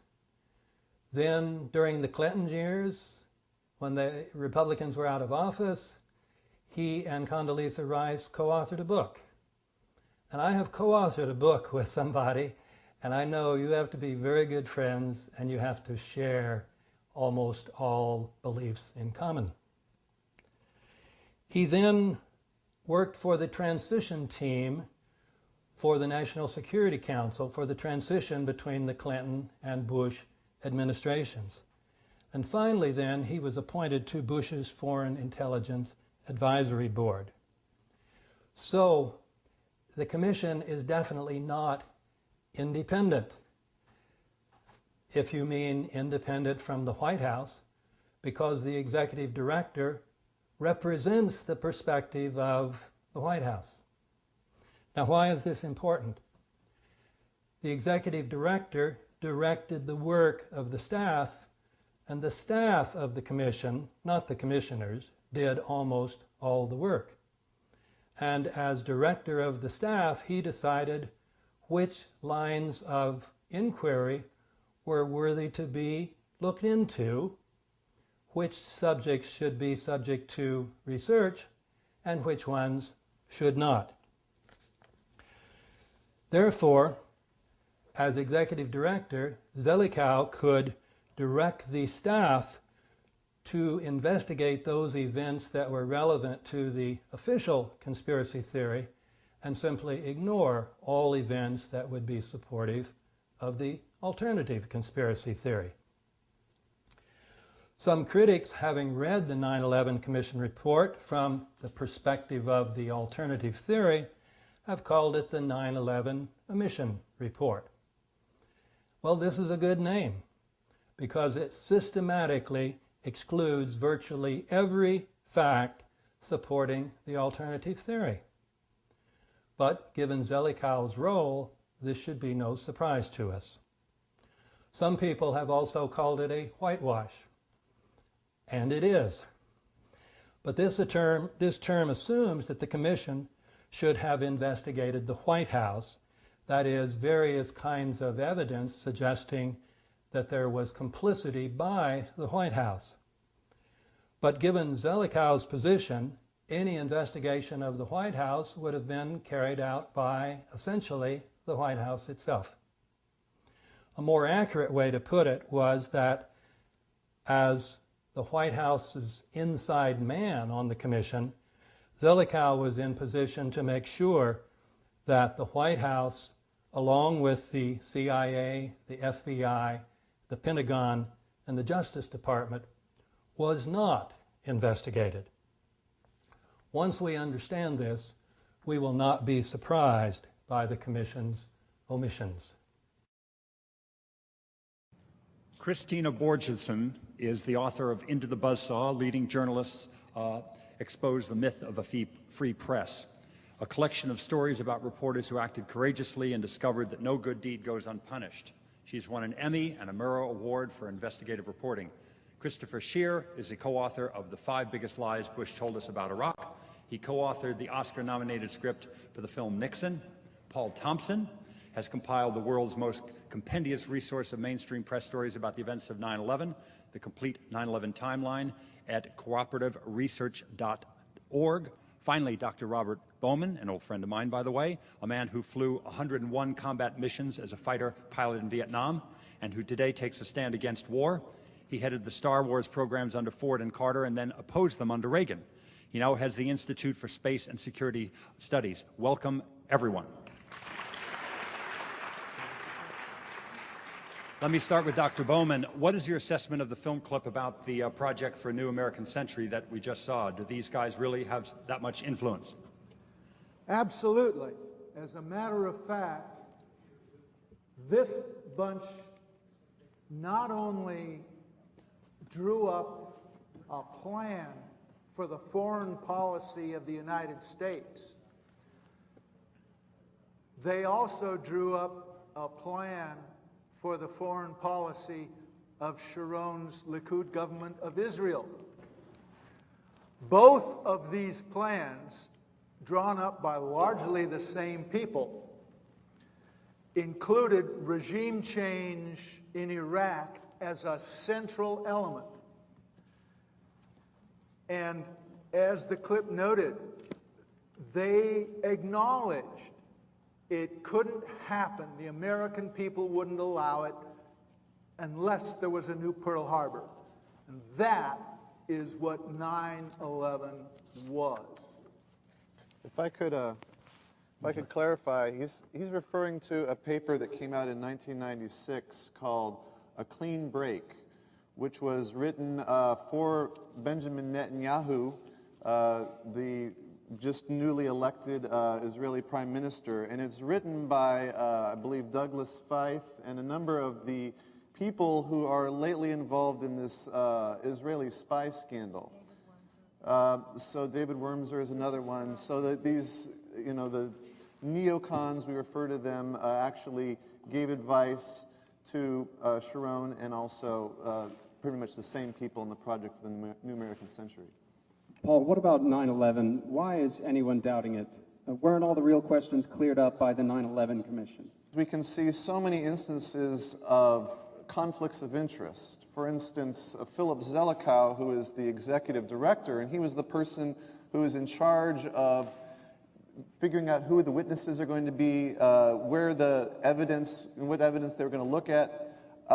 He co-wrote a book with Condoleezza Rice, the national security advisor, and has so many ties with the Bush administration. He was part of the transition team, so he actually had to be interviewed by his own commission because he himself was involved in so much of what went on before 9/11.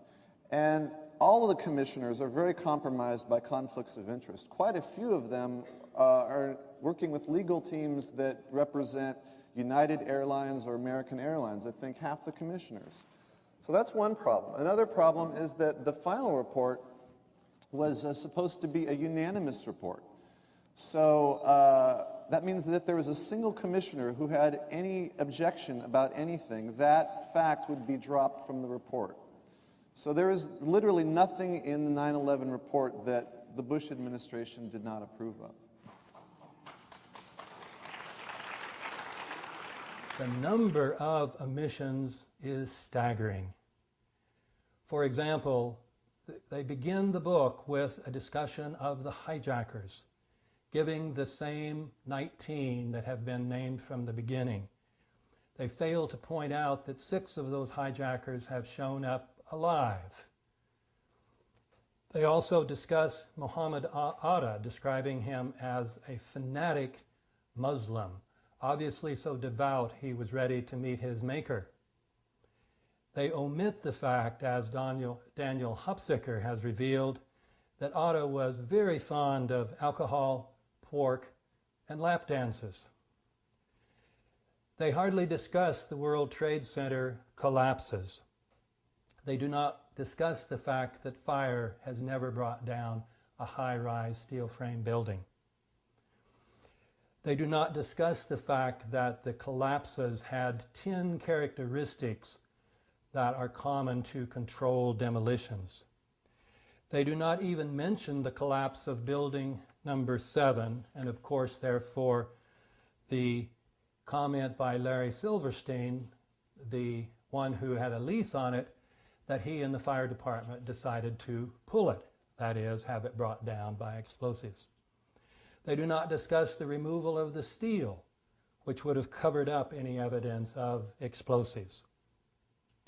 With regard to the crash into the Pentagon, they ignore several of the most puzzling questions, assuming the official theory. That is, why would terrorists have struck the West Wing, which was being renovated, so it had very few people, and when all the top brass and Rumsfeld were in the East Wing? They do not discuss the fact that photos taken by the Associated Press and even by a Marine show that up till 30 minutes after the building was allegedly hit by a 757 going 400 some miles an hour, the facade had not collapsed. They don't discuss the fact that these photos show that the hole that was created was very tiny, that no Boeing could have gone inside of it. They don't mention that photos show there was no Boeing outside the Pentagon. They don't mention that the Pentagon's anti-missile system should have brought down any commercial airline coming near the Pentagon. With regard to Bush's behavior that day, they do not force the question as to why the Secret Service did not whisk him away when there should have been fear that he would be one of the terrorist targets. They do not discuss the most specific of the advance warnings. They did not ask Ashcroft what was the warning he got so that he would no longer fly commercial airplanes. They do not mention David Schipper's report that prior to 9/11 he tried to inform Ashcroft that several members of the FBI were telling him that they knew that attacks were scheduled for that time in Lower Manhattan. They do discuss the put options, but they dismiss it, saying, we found that the man who bought most of the United Airlines put options had no conceivable connection to Al-Qaeda, therefore he could have had no foreknowledge. This is a perfect example of how the official theory dictated what evidence was relevant. With regard to the claim that we were hunting bin Laden prior to 9/11, the Commission fails to mention that he reportedly showed up in July before 9/11 in a hospital in Dubai, where he was treated by an American doctor, visited by the local CIA agent, and the head of Saudi intelligence. They ignore the testimony of Abu Zubaydah, the Al-Qaeda operative who reported that 3 members of the Saudi royal family had advanced knowledge that there would be attacks on America on 9/11, and that a Pakistani general also had this knowledge. Testimony that tended to be verified by the fact that all 4 of those men ended up dead within a few months. With regard to the Saudi flights that Michael Moore made well known in his movie, based on Craig Unger's book, the Commission claims there was nothing wrong with the flight on September 11th from Tampa to Lexington. American airspace had been opened. They leave out the crucial point, which Unger had stressed, that American airspace had only been open for commercial aircraft, not for private. This seemed a particularly blatant attempt at deliberate deception. They ignored all the allegations that FBI headquarters had blocked investigations. They ignored Robert Wright's charges. They omitted the crucial element in the Colleen Rowley case, the Moussaoui case, and they omitted virtually every detail of Sibel Edmonds' 3.5-hour testimony. They omit any reference to the fact that the head of the Pakistani intelligence service was in Washington that very week, and that he had ordered $100,000 wired to Mohammed Atta. It ignores the Project for the New American Century, formed by many members that are now part of the Bush administration, with its explosive statement that a new Pearl Harbor would be very helpful. They ignore the fact that many members of the White House, including the President himself, after 9/11, described the attacks as opportunities. They ignore the fact that there were pre-existing plans for war in both Afghanistan and Iraq, and that both of these had to do primarily with oil. I've talked primarily about the Commission's omissions, but there is another remarkable dimension, the revisionism of this report. In Chapter 1, they give us a completely new version, which is actually the 3rd official version of what happened on 9/11. This version is clearly intended to absolve the Pentagon of all blame by portraying the FAA as staffed by incompetent bunglers, ones who couldn't recognize a hijacking when all 3 or 4 regular characteristics were staring them in the face. And then people at FAA headquarters who could not bring themselves to pick up the phone and call the military even after they knew of hijackings. This part should win a prize for creative fiction. In short, the 9/11 Commission report is a national disgrace. But what can we do? We cannot get on the mainstream media to make these truths known. Probably we need to organize massive protests, massive enough to force the mass media to pay attention. The first step in this, of course, is to get enough people informed about the facts about 9/11 and about the cover-up so that we can create this mass movement. That, of course, is the importance of this event, and I'm pleased to have been a part of it. You know, the plan to go to Iraq was in place right after Bush was inaugurated, and you know, his cabinet tells you everything about what their interests are because they're all oil people. And essentially the way that you have to look at the Middle East via this lens of the plan for a new American century is this. You have to look at Jordan, and I'm going to make this very brief. Jordan is all the borders of Jordan are oil pipeline rights of way. Gulf states, Iraq, Saudi Arabia, etc., those are oil reservoirs. And Israel, Syria, and Lebanon, those are pipeline terminals. So if you look at it that way, you can see, and you know, all indications right now is that we're headed for Iran. So if you look at it just as I've described it, you really get a sense of why this was so important for them to do, even, you know, even on the back of this horrific tragedy.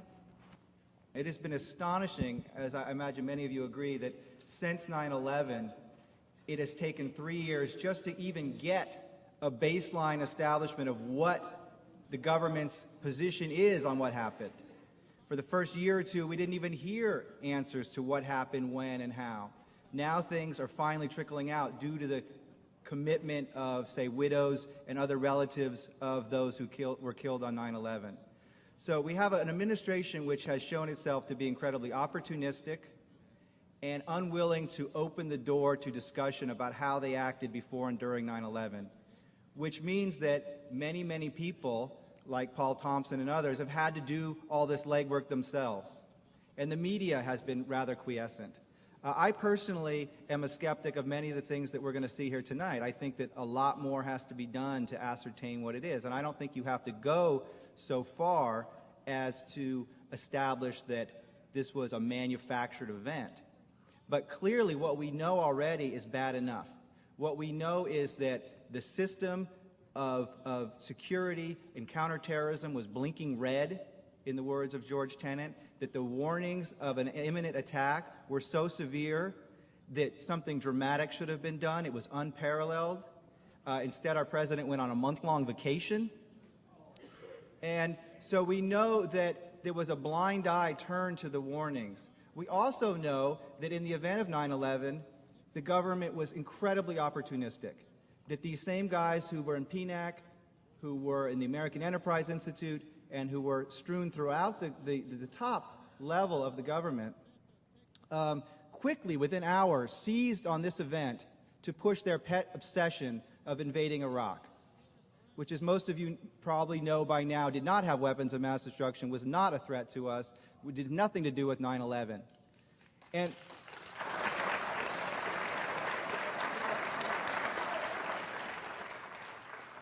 I'll just end by saying that 42% of Americans in a poll taken this week still believe that Iraq had something to do with 9/11.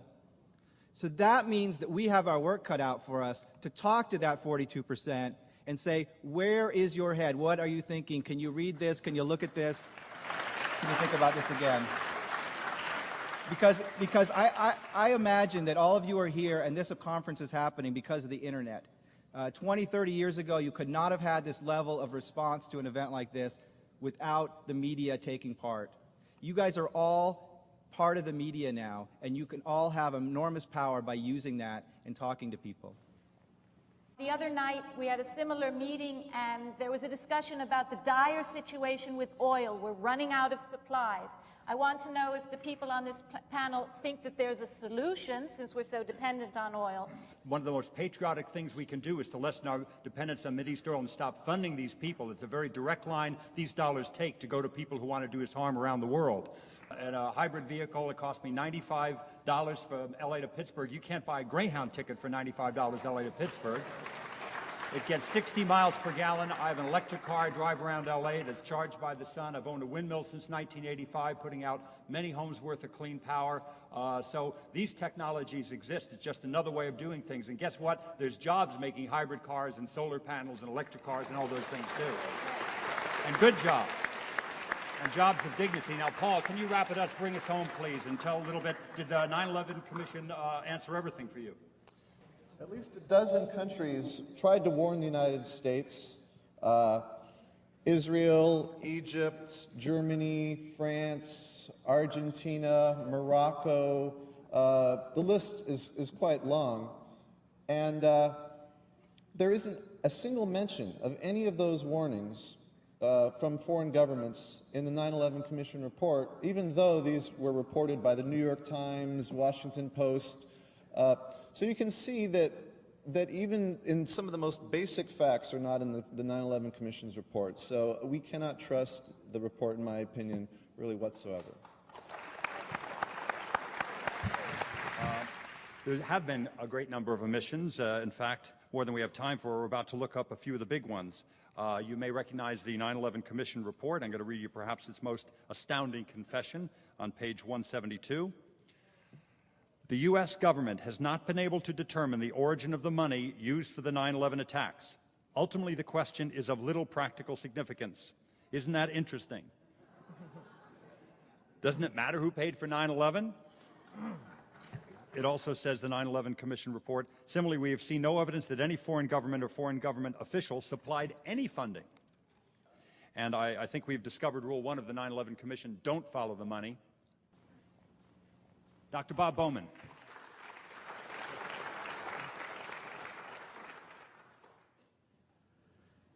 What was going through the President's mind gets to the very important question that Jenna asked earlier about culpability and what do we believe, and was this just something that dropped into their laps or whatever.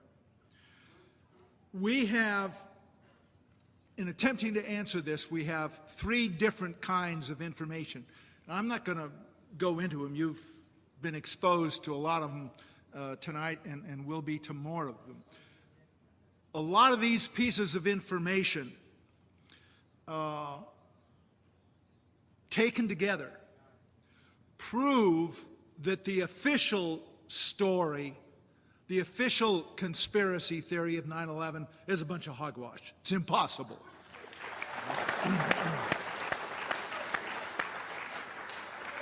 But they don't prove what really happened and who was responsible.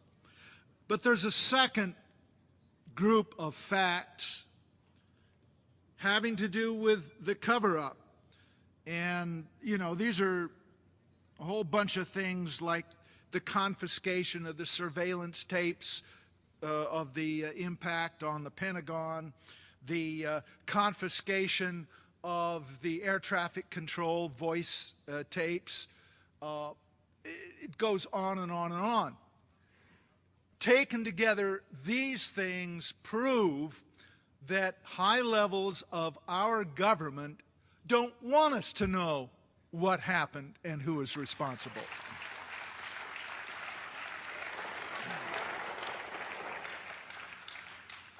And then there's a third set of facts that impinges on the President's thinking and all of that. These are the facts of what happened after 9/11, and this is a historical record. For example, Ashcroft and his cronies got their Patriot Act, which takes away our civil liberties and trashes the Bill of Rights.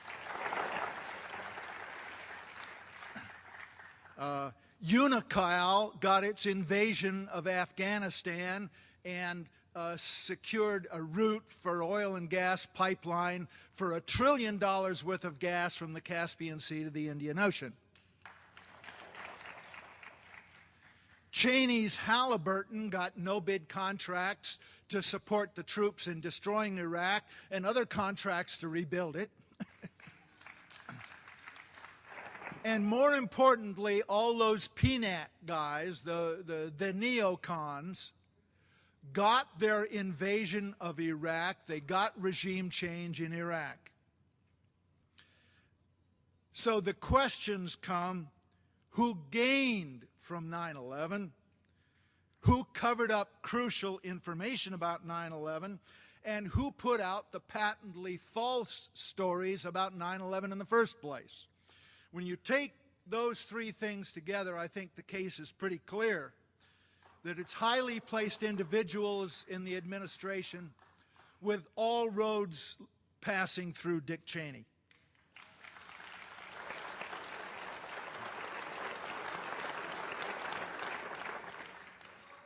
I think the very kindest thing that we can say about George W. Bush and all the people in the U.S. government that have been involved in this massive cover-up, the very kindest thing we can say is that they were aware of the impending attacks and let them happen.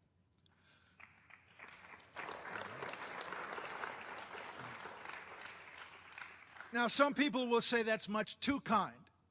However, even that is high treason and conspiracy to commit murder.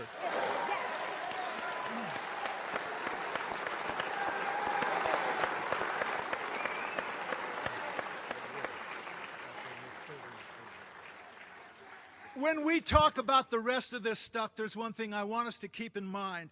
If enough of the American people are stupid enough and manipulated enough to reelect this gang of thugs, then we, the true American patriots, will have no recourse but to continue pushing for a real investigation, perhaps by the Attorney General of New York City, who knows? An investigation telling the truth and leading to the indictment of these people.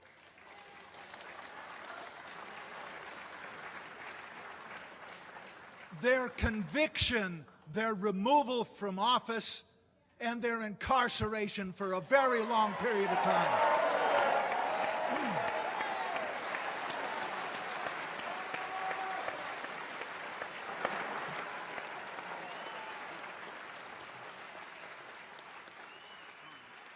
We're going to return to our panel to discuss these issues, whether or not 9/11 was unavoidable. Still, we wonder, after such a supported and supposed failure, shouldn't anyone be held accountable? First of all, I'm going to introduce John Prados. He's a journalist and an author. His work appears regularly in one of the nation's great old journals on military affairs, the Bulletin of the Atomic Scientist. Welcome, John. Carl Schwartz is a principal in global access and a former high-level consultant to the Republican Party.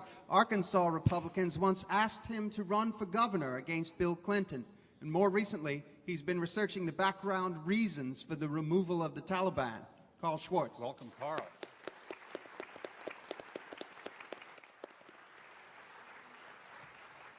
Mr. Prados, who, if anyone in the government, should be held accountable for 9/11? Who's to be held accountable? I think it's pretty clear. The President of the United States, George W. Bush, who failed to exert leadership at a key moment in the nation's history. The Vice President of the United States, Richard Cheney, who was in charge of a committee to deal with the terrorism issue and wouldn't meet with it before September the 11th happened. Attorney General of the United States, John Ashcroft, who cut money out of the terrorism budget the day before September 11th. The National Security Advisor, Condoleezza Rice, and her deputy, Stephen Hadley, who held back the plan to do anything about al-Qaeda for 9 months during the months that something could have been happened.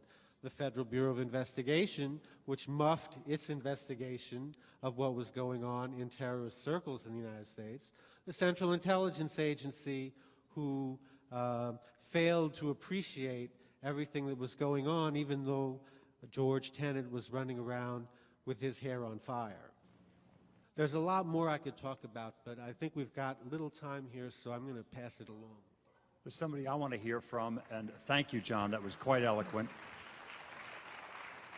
You know, not only was the Clean Air Act, Clean Water Act signed under President Nixon, but a lot of the recent environmental laws passed we couldn't have done without Sheri Boehlert and John Chafee, now deceased, and Lincoln Chafee, and wonderful Republicans who've stood up in the environment. We have a Republican here tonight who's here to prove this is and should be a nonpartisan issue. I'd like to hear from Carl Schwartz, please. Carl.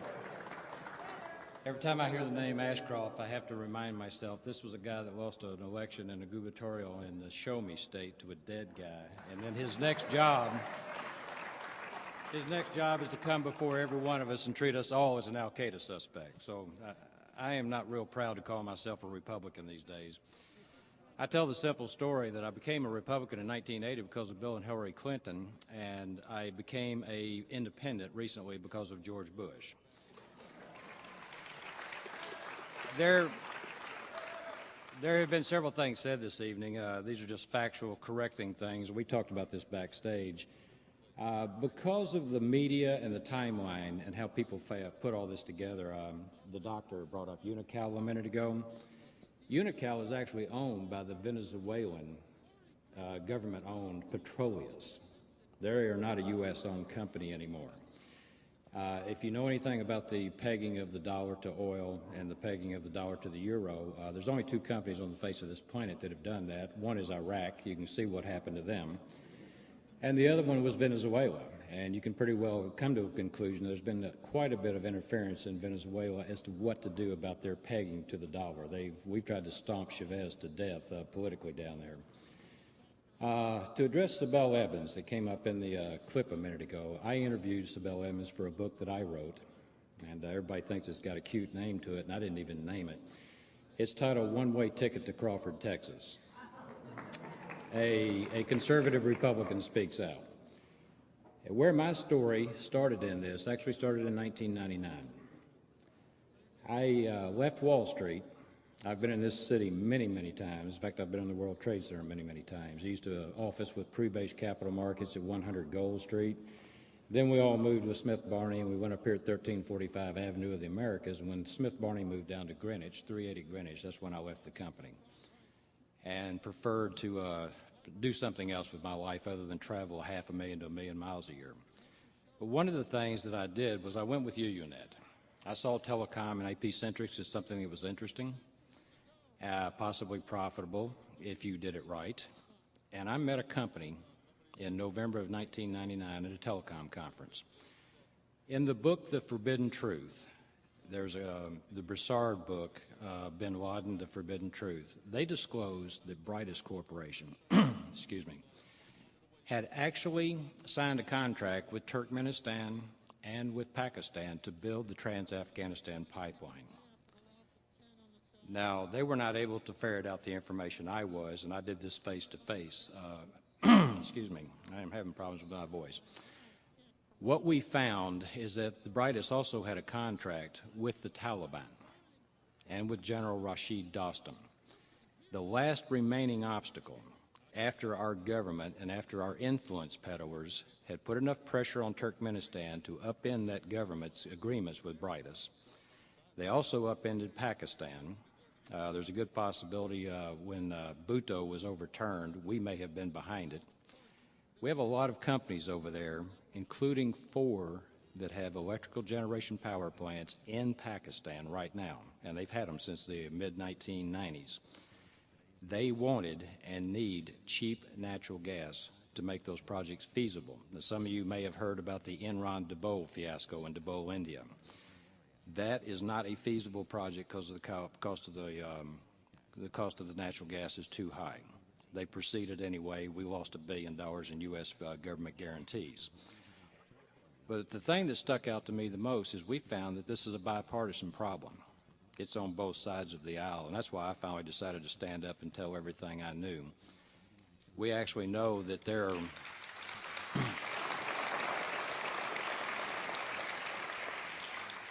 we were actually putting RICO lawsuits together to go after certain parties, not about 9/11. Our research had nothing to do with 9/11. It had to do with international securities fraud. It had to do with telecom fraud. Because of an interview that I heard on the radio one time, that led me to Sibel Edmonds. I'm not under a gag order.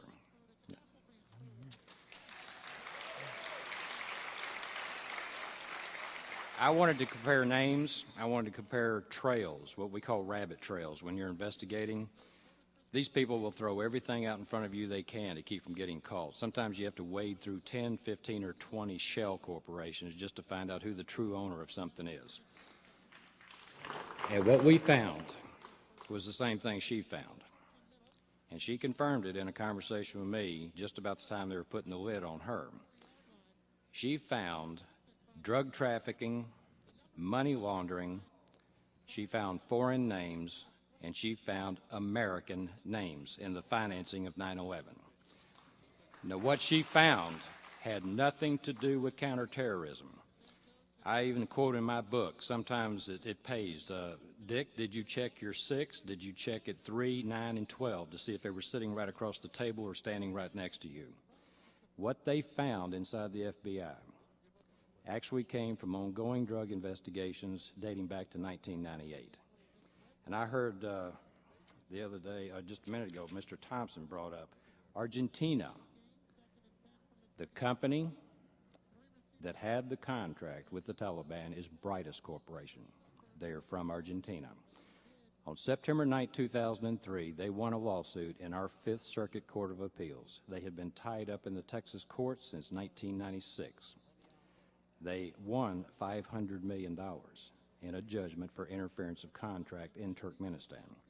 The only remaining thing was to take the Taliban and Brightest out. And then we control it all. We control the Caspian Basin oil. We have the pipeline to get it to the sea. The oil and gas in the Caspian Basin, in current dollars, is worth somewhere between $11 and $12 trillion. If you look at who was on the 9/11 Commission, on the Democrat side, who was directly benefiting, Mr. Benveniste law firm was the law firm that kept Brightest tied up. They're also the law firm that lost the lawsuit when it went to the Supreme Court and the Fifth Circuit. They kept them tied up at least from 1998. They're involved in Pakistan, Turkmenistan, Kazakhstan, and Uzbekistan in about 20 different ways. You got the guy Thompson, the Republican governor, former governor of Illinois. He is sitting on the board of FMC. They have an oil and gas subsidiary. They make equipment. They're selling a lot of it overseas in the Caspian.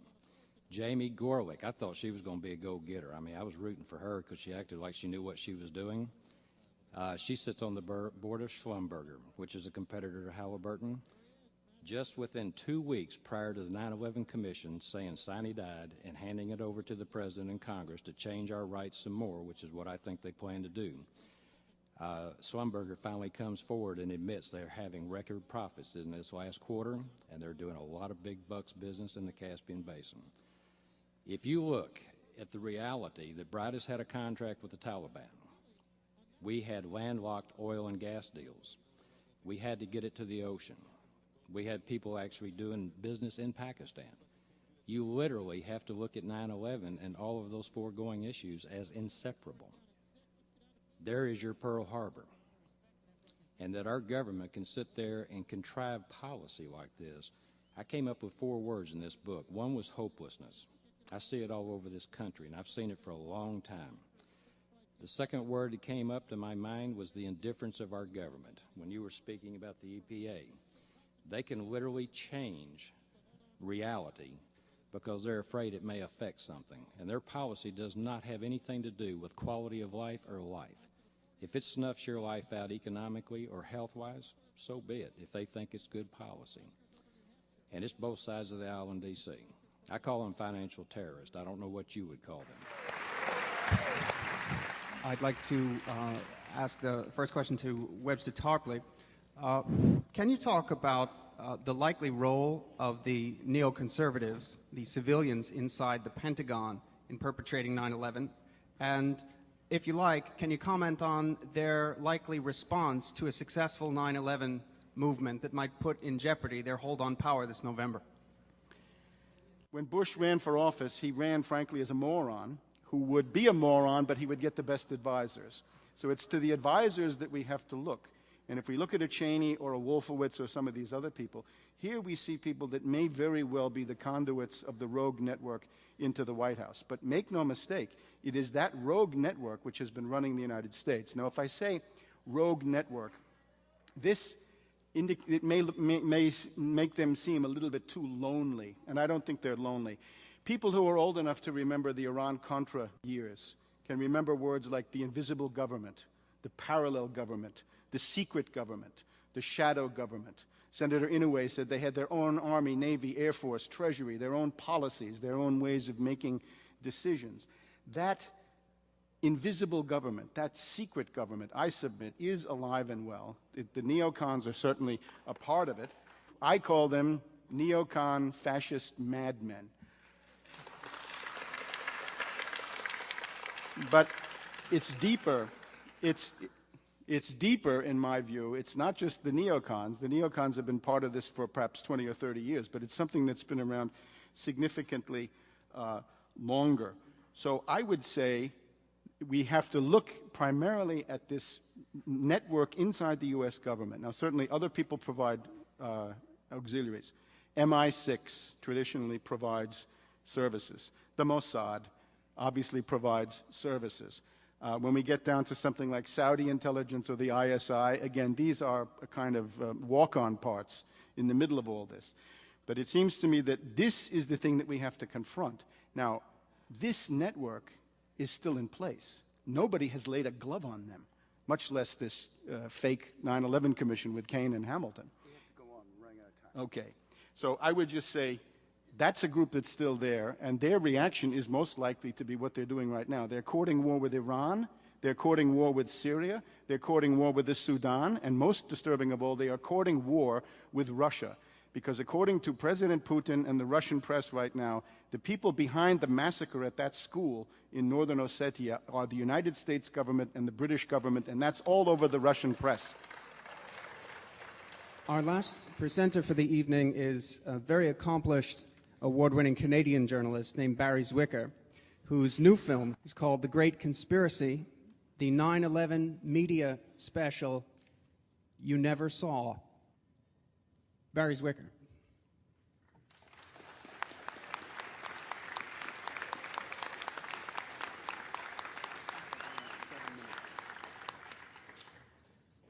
Those who ignore history are condemned to repeat it, wrote Santayana. History is bunk, said Henry Ford. Of the two, I'm more with Ford.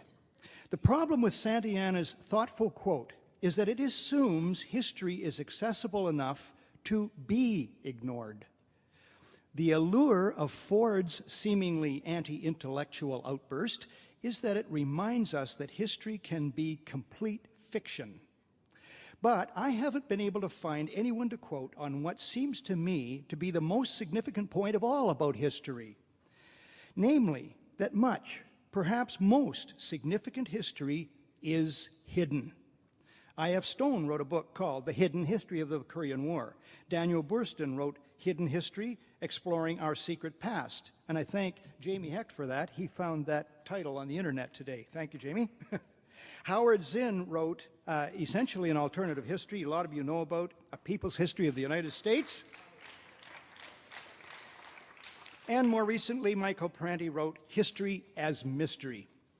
But, yes, unfortunately, Michael Parenti, my friend, is very, very poor on 9/11. For some reason, like Noam Chomsky, he just can't seem to get his head around this. It's a mystery to me.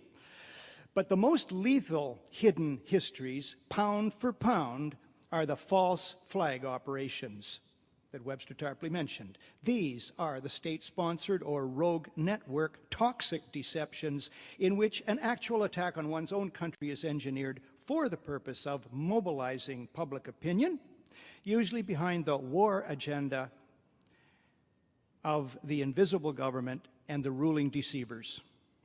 Now, these deceptions tend to be turning points of history, leading to terrible loss of life and even downward spirals for whole countries. The book, Great War Triggering Deceptions of All Time, is yet to be written. But when it is, it will be very thick and of utmost importance. And if it is written, I cannot think of an author more qualified and capable of writing it than Webster G. Tarpley.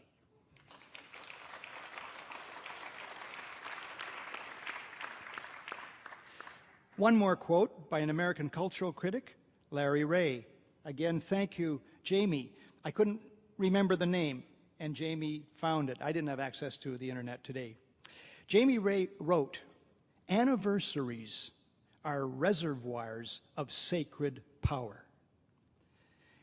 I saw this firsthand this morning at Ground Zero. But there is something more sacred than any commemorative occasion, and that is the search for truths about turning point events, specifically tonight, about the events of 9/11. You're owed at least two relevant examples of previous deceptions, and that's all there's time for. First, Pearl Harbor, the original outrage. Robert B. Stinnett's book, Day of Deceit, is, in my opinion, by far the most comprehensive work on the subject. A former U.S. naval officer, Stinnett invested 17 years in research, and he liberated 100,000 previously classified documents. To brutally summarize Day of Deceit, it proves, to my satisfaction at least, that for a year before Pearl Harbor, FDR had a plan, specifically an 8-point plan, to provoke the Japanese into attacking U.S. forces or facilities. He repeatedly emphasized that it must be the case that the Japanese fire the first shot. And what a shot it was. It required that a significant part of the U.S. fleet be made vulnerable, that those responsible for protecting that fleet have one or both hands tied behind their backs, that the Japanese remain unaware that all their codes right up through the high command had been broken, and broken good. The day before Pearl Harbor, according to the Gallup poll, just 16% of the U.S. public supported this country entering World War II. The day after Pearl Harbor, 1 million men volunteered to fight in that war. That stingingly effective deception, at least, was in service of adding another powerful ally to the struggle to defeat Nazi Germany. And I, for one, retroactively endorse that. But such an ethically warranted fraud, if I may use that phrase, is virtually a lone exception to the rule in this sordid category. Typical, on the other hand, was the supposed attack by North Vietnamese torpedo boats in early August 1964 on 2 U.S. destroyers in the Gulf of Tonkin. And I believe this has been referred to earlier in the evening. That's a problem when you come last. The supposed attack on the U.S. destroyers Maddox and Turner Joy was a sham. Navy Commander James Stockdale, later who was Ross Perot's vice presidential candidate, was flying cover in the Tonkin Gulf that night. Our destroyers were firing at phantom targets, he wrote later. There was nothing there but black water and American firepower. Lyndon Johnson, nevertheless, went on TV to deceive the American people and the Congress. The result was overwhelming support for immediate passage of the Tonkin Gulf Resolution, which was the sole legal basis for the Vietnam War, the loss of 3 million Vietnamese lives and 58,000 American ones, and creation of a schism in the U.S. body politic that continues to this day.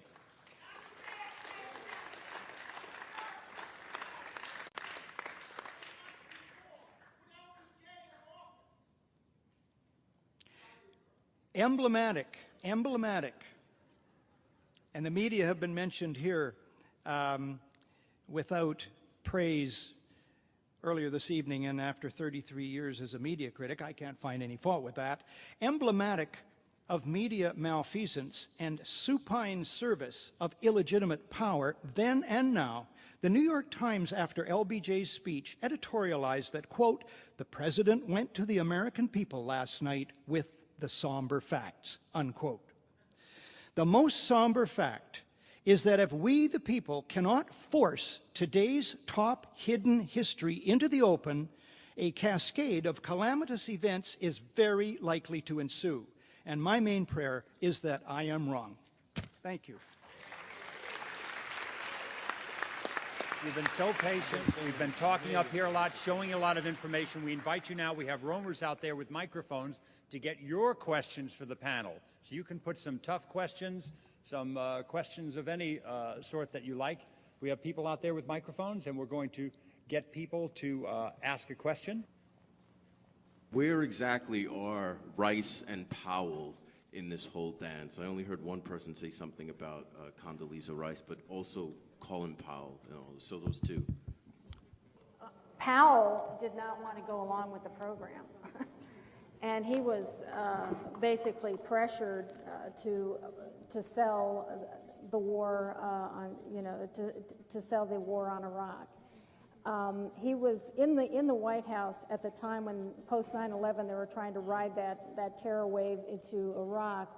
There were a number of offices, and I'm sure many of you have heard of them. Within the administration, there was the White House Information Group with Condoleezza Rice and company, who were they were the messengers, and the messages were being formulated for them to send out at the same time to sell the war, and the images of the mushroom clouds. And then there was the Office of Special Plans for cherry-picking intelligence and putting it together in a way, again, that would sell disinformation to the American public. And part of the Office of Special Plans was also to put pressure on high-level people in the CIA, the NSA, and even Colin Powell not to go along with the program. But unfortunately, you know, he buckled. And you know, he's trying to get Bob Woodward to sort of write his mea culpa in a sense. But he was a big man in a tight spot, and he did not, I think, acquit himself very, very well. He didn't stand up and call a halt to the madness. Rice took over as National Security Advisor with a different agenda. She's a Europeanist. She's an expert on the Soviet Union. Cold War. Cold War, that's right. She was, and in a certain sense, I think is still, mired in the Cold War. She came into the White House. She put down the issue of terrorism. The counterterrorism planning group, the crisis unit, which the Clinton administration had formed, she downgraded it. Richard Clark, she demoted. The plan that he advised, she put on the file cabinet. That plan took then 9 months to get to the president's desk the day before September the 11th. We have just seen that the operation, the events of 9/11 were enormous, multifaceted, multi-step. My belief is that an operation of that enormity was probably in the works for many, many years. The fact that it happened on 9/11/2001 puts the Bush administration only 9 months into it. Prior to it, as we know, for 8 years, there was Mr. Clinton in the White House. What is, to the panel's mind, was Mr. Clinton's and his administration role in the events of 9/11? I would say that towards the end of the 1990s, you have the emergence of an oligarchical consensus that the entire U.S. ruling class, ruling elite, comes to see terrorism as the preferred means, indeed the only means, to provide social cohesion, to provide an enemy image for the society to keep it together. According to neocon theory from Carl Schmitt, you have to have an enemy image in order to have a society. They were concerned, of course, about world domination and geopolitics, the continuing Russian nuclear deterrent, the economic dynamism of China, which is rapidly overtaking the rest of the world, the demographic dynamism of the Islamic world.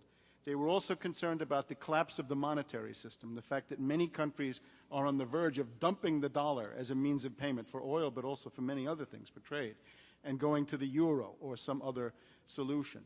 And towards the end of that period, it seems to me that you have this an oligarchical agreement that terror is the way to go. It's a very dangerous thing because now it means that the entire social order, the political parties, intellectual life, politics in general, all based on a monstrous myth. Now, concerning these presidents, I think it's very naive to think that whatever puppet happens to be sitting in the White House is somebody who actually has power. One of the things I try to do in my book, I try to give you a thumbnail sketch of the mental wrecks, the